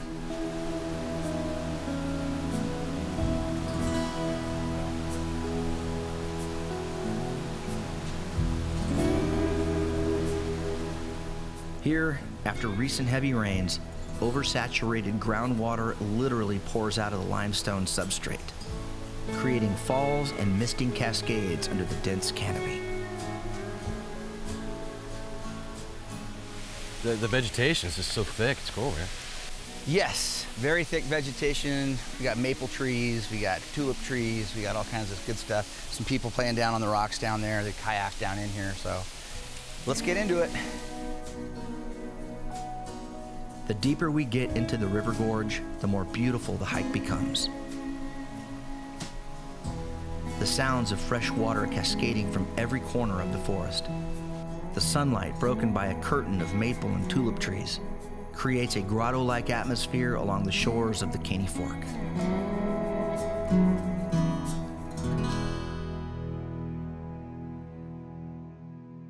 Well, this is beautiful. I mean, this is a perfect example. You can see of this limestone that's cutting in these layers, and the water is groundwater. There's no water running from the top of the hike down. This is simply groundwater that's just oozing out of these giant cracks in the limestone, making their way down to the Blue Hole here and into the river.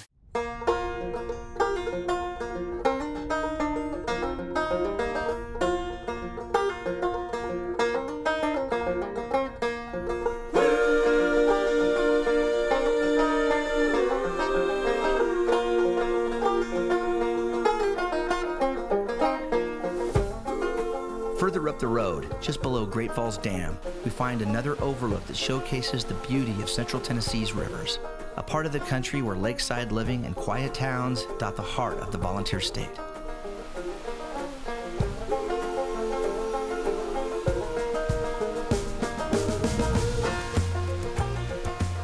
With a great afternoon of exploring under our belts, we start to head back to Nashville to try and beat the rush hour traffic jams that are sure to greet us.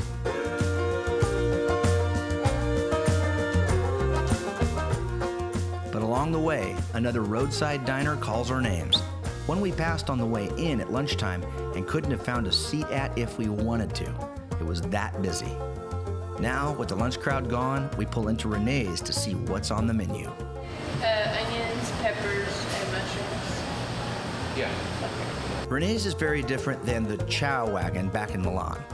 Here, home-cooked favorites like smoked chicken breast, mac and cheese, cornbread, and green beans grace the menu board, and before you know it, hot, delicious plates of homemade slow food are going down. Looks like Renee spins up some great food because this place was packed earlier.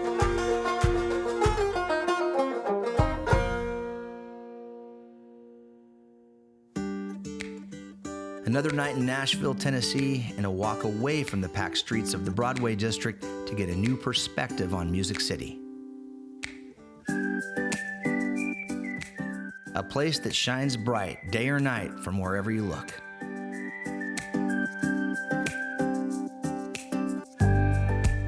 A new perspective on urban parks is our final mission of this adventure as we take a 10-minute drive south of downtown Nashville to Radnor Lake State Park. Take a little hike, check this place out. It's nice that it's so close to town. It's really close. Yeah, and does not feel like it. Radnor Lake was originally created in 1914 by the Louisville and Nashville Railroad Company for watering steam locomotives. After, it became a popular sportsman's club. Today, the nearly 1,400-acre preserve is a popular place for residents of Nashville to come and explore, walk or hike, and escape the tension of city life without actually leaving the city. So far, Radnor Lake State Natural Area has been what we expected, which is our bar has been raised as we've been here in Tennessee for the week. The trail systems here are pretty defined, like they don't want you going off the trail. And it's kind of nice because ecologically they're keeping some of the plant life to grow in a natural state. You know, you can't run down to the lake and get right on the water. And that's okay. You're supposed to be here and just sort of enjoy this environment as it naturally exists with a nice trail through it, right? Tennessee's got the state park thing figured out because everyone we've been to is beautiful. And if you go online and Google search or YouTube watch any of the parks, you'll see what we're talking about. It's gorgeous here. Yeah, the thing looks like definitely extraterrestrial. You don't want that in your bed.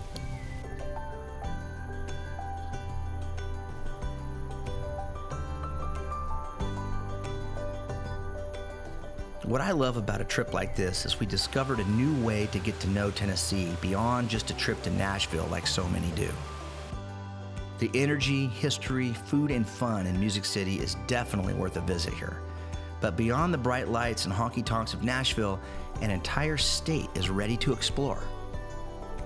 Renting a car and taking a few short road trips out of Nashville will open up a way to experience the faces of Tennessee those that live here see every day, and will transform the kind of experience you'll take back home.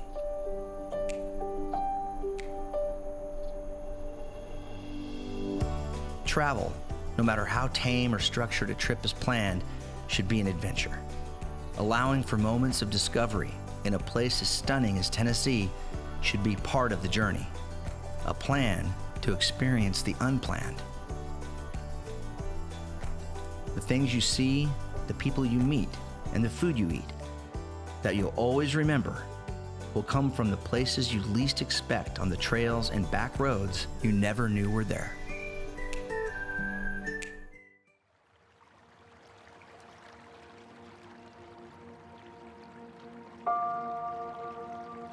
Beauty like this knows no boundaries.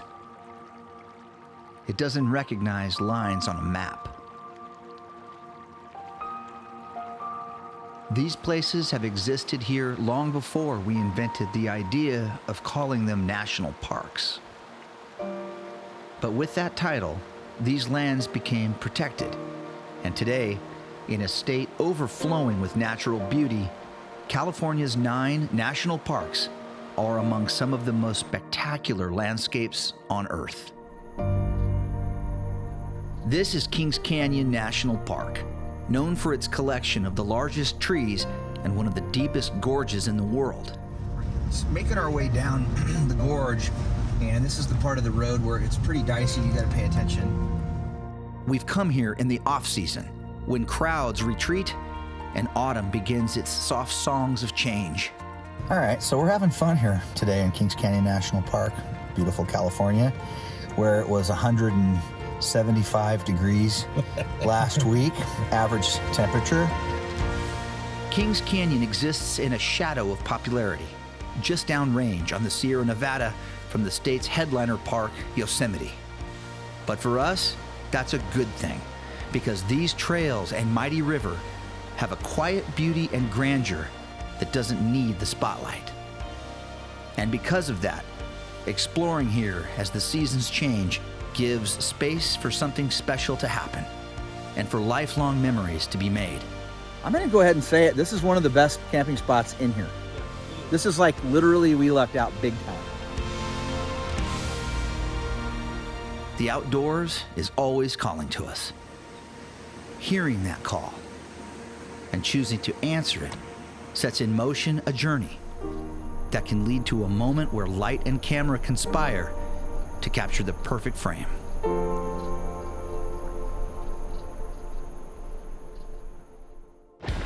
When you travel, the world becomes a smaller place. When you explore with friends that share a love of photography, destinations come to life. Are you not entertained? We tell the stories of travel with our cameras, capturing images of the most beautiful places on Earth. But every adventure reveals more than what's found in the frame. The people, the food, and the unexpected turns that happen on every journey. Want to go? No, he's going downtown on you. Hang on a second.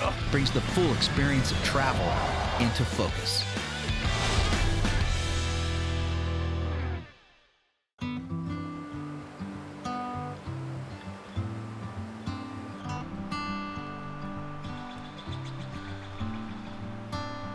When we think of adventures and travel, our imaginations usually wander to places far away.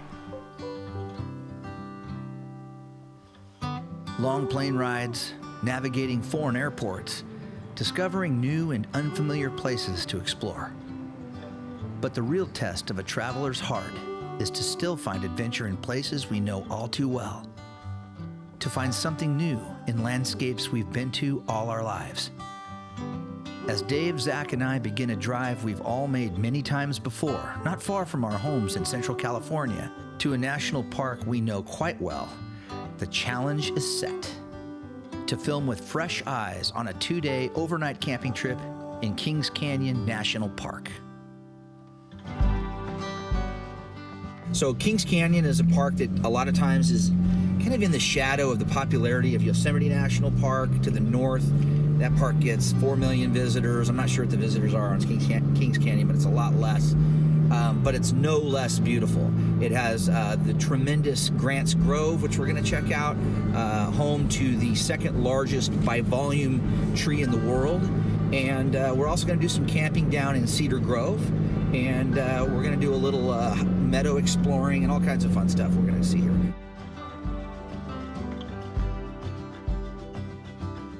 The drive from Fresno, California up to the park entrance takes a little over an hour and rises into the lush conifer forest filled here with pines, fir trees, and giant sequoia. Our plan is to drive past the park's famous Grants Grove, the world's largest remaining collection of skyscraping trees that are thousands of years old, and visit the popular stop tomorrow on our way home.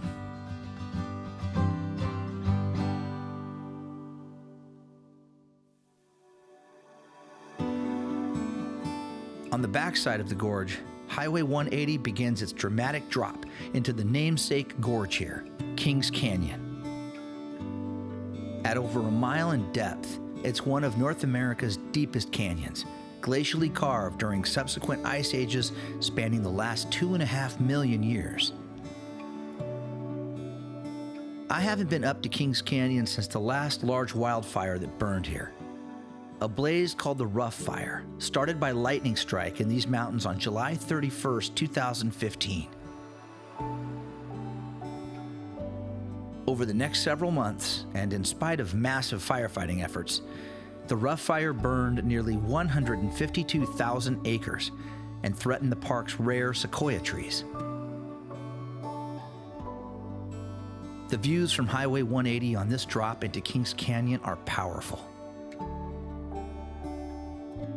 The landscapes here, shaped and changed by fire, are important for us to capture. Fire is a part of the life cycle and ultimately the health of forests everywhere. And while better forest management of these lands will prevent the megafires California has suffered under the last 10 years, the scars left in the wake of these burns are a sign of renewal and growth, even though now, in places like this, it still looks like destruction. Got a little wet on us out there, huh, buddy? Yeah, it's starting to sprinkle a little bit. It's refreshing, though. Especially after not seeing any for months. Yeah, we don't get rain very often in this part of California. These strange water drops from the sky frighten and confuse me. Yeah, this wet stuff's weird. The elevation differences in Kings Canyon and the adjoining Sequoia National Park are extreme. In Kings Canyon, 14,000-foot peaks, the roof of the Sierra Nevada range, are less than 10 miles away from where we'll camp tonight in Cedar Grove at an elevation of only 4,500 feet. Those contrasts in topography and the main highway that transect it make parts of this road trip, especially in the rain, a white-knuckle ride. All right, so this isn't going the way we were hoping. We knew rain was in the forecast, and so I guess it's not totally unexpected, but we're probably a good 10 miles away from the campground where we want to be at in Cedar Grove. We're making our way down the gorge, and this is the part of the road where it's pretty dicey. You got to pay attention to what you're doing here. It's pretty narrow, and it's a one-way ticket down. It demands your attention. The rain's just now starting to let up a little bit. You guys hearing that? Yeah. Getting drier. The lower into Kings Canyon we drive, the worse the weather becomes. It's also about this time that I realized that my sleeping bag isn't getting wet in the back of my truck after all, because it's still in my garage. A rushed departure from my house has led to a big blowout on my part. No sleeping bag, the wrong sleeping pad, and no air pump to inflate it either way. Thank goodness the lodge in Cedar Grove is still opened for the season. All right, so we're having fun here today in Kings Canyon National Park, beautiful California, where it was 175 degrees last week, average temperature. Just kidding, it was only 116. But we're here in the back and bottom of Kings Canyon National Park in Cedar Grove. It's raining. We don't have our gear really protected well in the back. And then to boot, I forgot my sleeping bag. I left it in my garage. We realized that just as we got here. So new mistake. Yeah, so we were able, that's my sleeping bag for tonight. They had these really inexpensive wool blankets that were beautifully priced here in Cedar Lodge. Very luxurious. Yeah, I think they were only like $80 each. Yeah. So I bought so I went ahead and got 3. That's gonna be my bedding for tonight here, if we can find a camp spot. It looked like there were a lot of camp spots open. And so we're just gonna go find one, wait for the rain to hopefully let up, and then build camp in the rain. After a quick drive around the sparsely populated Sentinel campground at Cedar Grove, signs indicated that we needed to call the Park Service hotline to reserve a spot. We doubled back to the nearby ranger station, where they directed me to something called a payphone to make the call to reservations.gov whilst standing in the rain. I'm on the recorded message from hell loop. After the usual frustration of navigating the automated menus, connecting to an agent now, and finally getting connected to an actual human being, we paid our $22 and headed to campsite 53 as the skies finally began to clear. I'm gonna go ahead and say it. This is one of the best camping spots in here. Yeah, it is. This is like literally we lucked out big time. Oh, it is the best. It says right there, this is the best camp spot. Oh, Zach says there's a sign that says this is the best camp spot. So, good job, Zach. No, I love this. We're right up against the meadow, and Hear the Kings River behind me back here. So, you know, little rainbow pot of gold thing going on right now. Rain's kind of letting up. It's a little bit of mist in the air. It's pretty. All right, let's set up camp. There are several large campgrounds near the end of the road in and around Cedar Grove. These are really nice campsites with bear lockers, pit bathrooms, fresh water, and fire pits.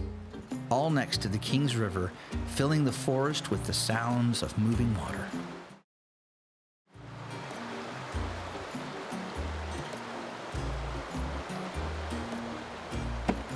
With night settling into Kings Canyon, the dense trees and valley walls rob the fading light early. A small warming fire and simple camp dinner is all we need on this night. I didn't realize, Dave, you were such a great big wiener chef. We do these on the tailgate from time to time. I know my way around to Frank. The skies have cleared, and with it, temperatures are dropping. Yep, just like KB, Kathy Ball would be proud. But our hearts and minds are filled with the joys of being in this place at this time, eager to see what tomorrow brings for our cameras. That's what happens when everybody else uses all the buns. You didn't get a good breakfast hot dog? You got to pivot. What are you doing there? So we really love these big old hot dogs we found. Anyway, Zach is making his breakfast hot dog. It's a good Frank. Stromboli. And it's not raining. No, clear skies, we got some sun out. See the sun sort of dancing in the trees right now, which is always kind of nice. Now it's time to start cleaning up our quick overnight camp. And we're gonna head up to Zumwalt Meadow first for a nice little hike.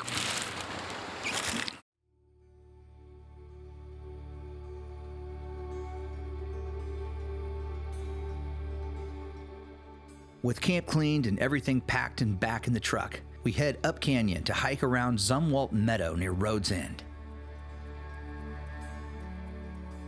The crowds of summer are gone in mid-September, leaving a lot of the nicer viewpoints and trailheads all to ourselves in Kings Canyon National Park as the rising sun warms the valley floor.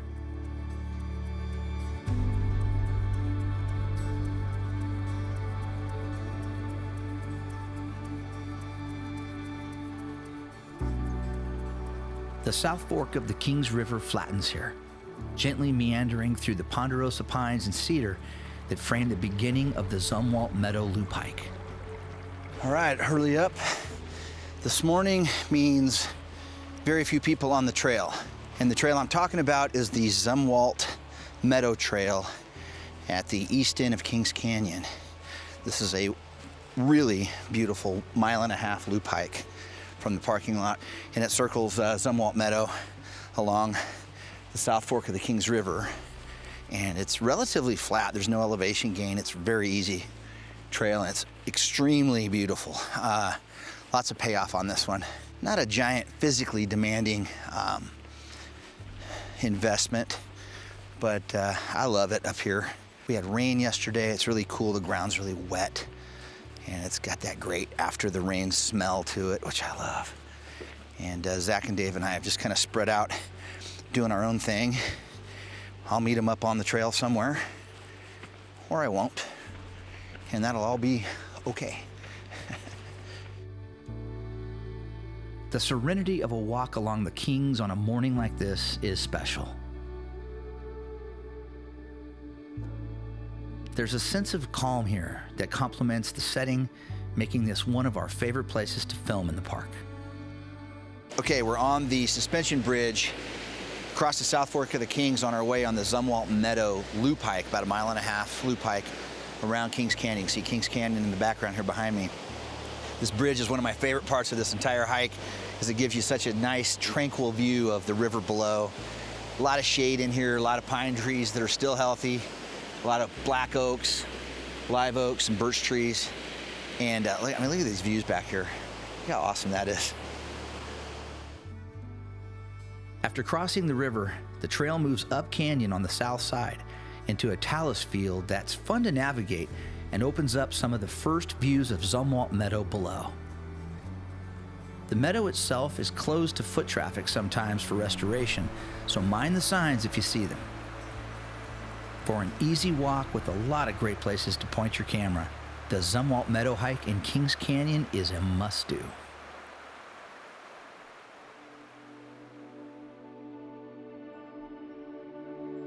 The plan is to start heading towards Grant's Grove near the park entrance, about an hour up the road. Along the way, there are some worthy, quick stops like the short walk up to Roaring River Falls, a majestic cascade that runs strong all year, with a pathway that is fully ADA compliant, so lots of folks can enjoy this one.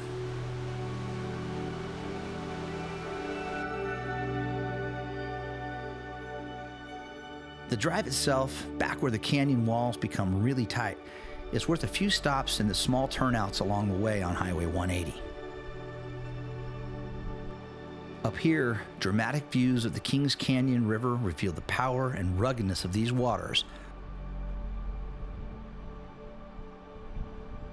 As we climb up out of the canyon, we hit almost every turnout to enjoy the ever-changing views below.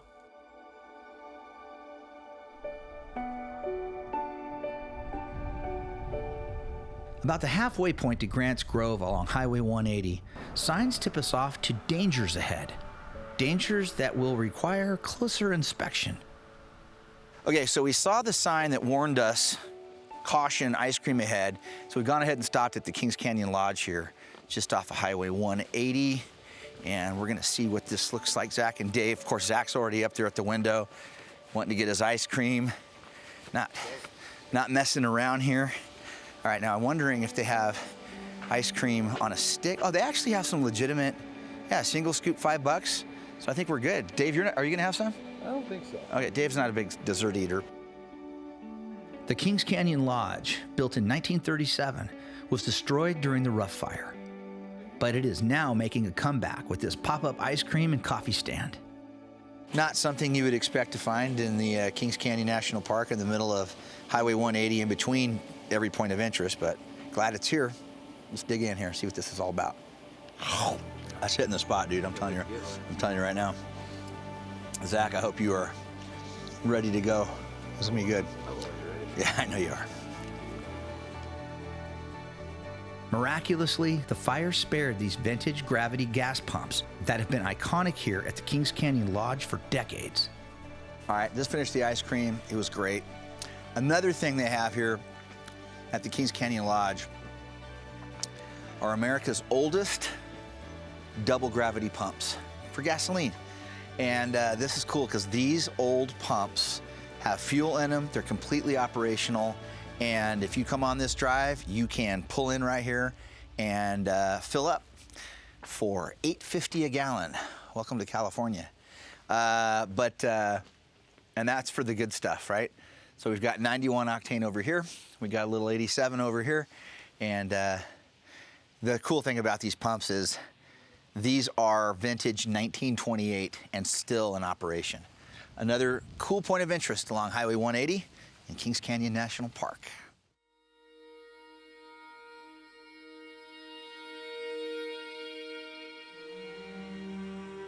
Back on top of the hill near the park entrance, and where the highway cuts south to connect Sequoia National Park, we stop for a stroll through Grant's Grove. This section of Kings Canyon National Park protects a stand of giant sequoia trees accessible through walking paths. Originally set aside by Congress in 1890, Grant's Grove is home to the namesake General Grant tree, the second largest tree by trunk volume in the world. Named after Ulysses S. Grant, the nation's 18th president, this massive sequoia also has the distinction of being the nation's Christmas tree since 1926. All right, so this is sort of the highlight of the Grant's Grove here in Kings Canyon National Park. This is the General Grant tree, and as you can see, this thing keeps on going.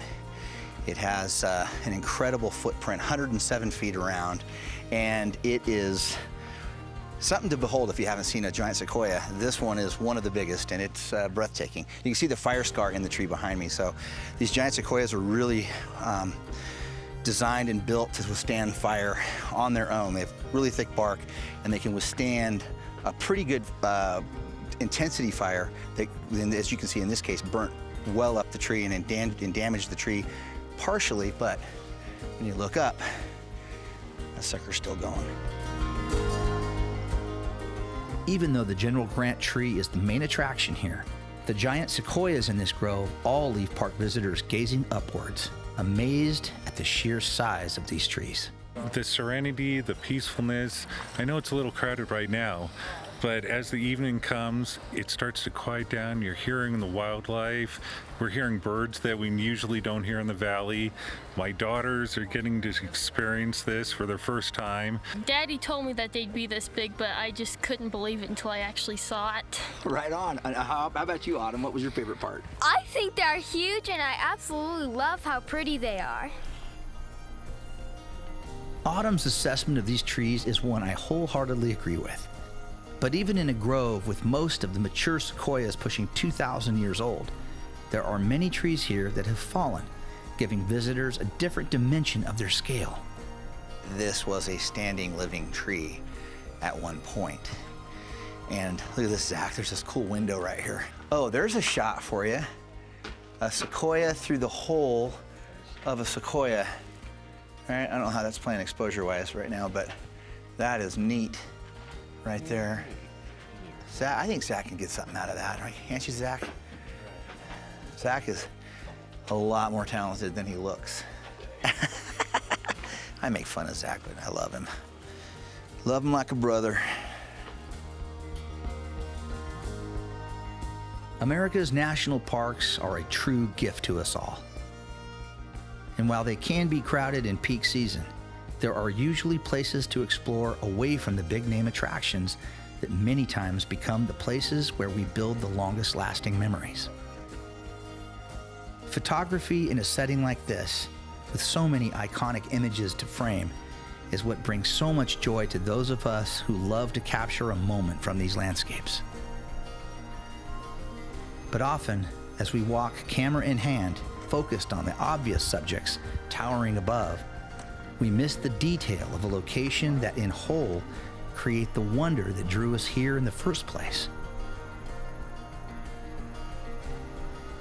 In places like Kings Canyon National Park, where everything is on such a grand scale, sometimes the image we treasure the most comes from when we make our window on the world small.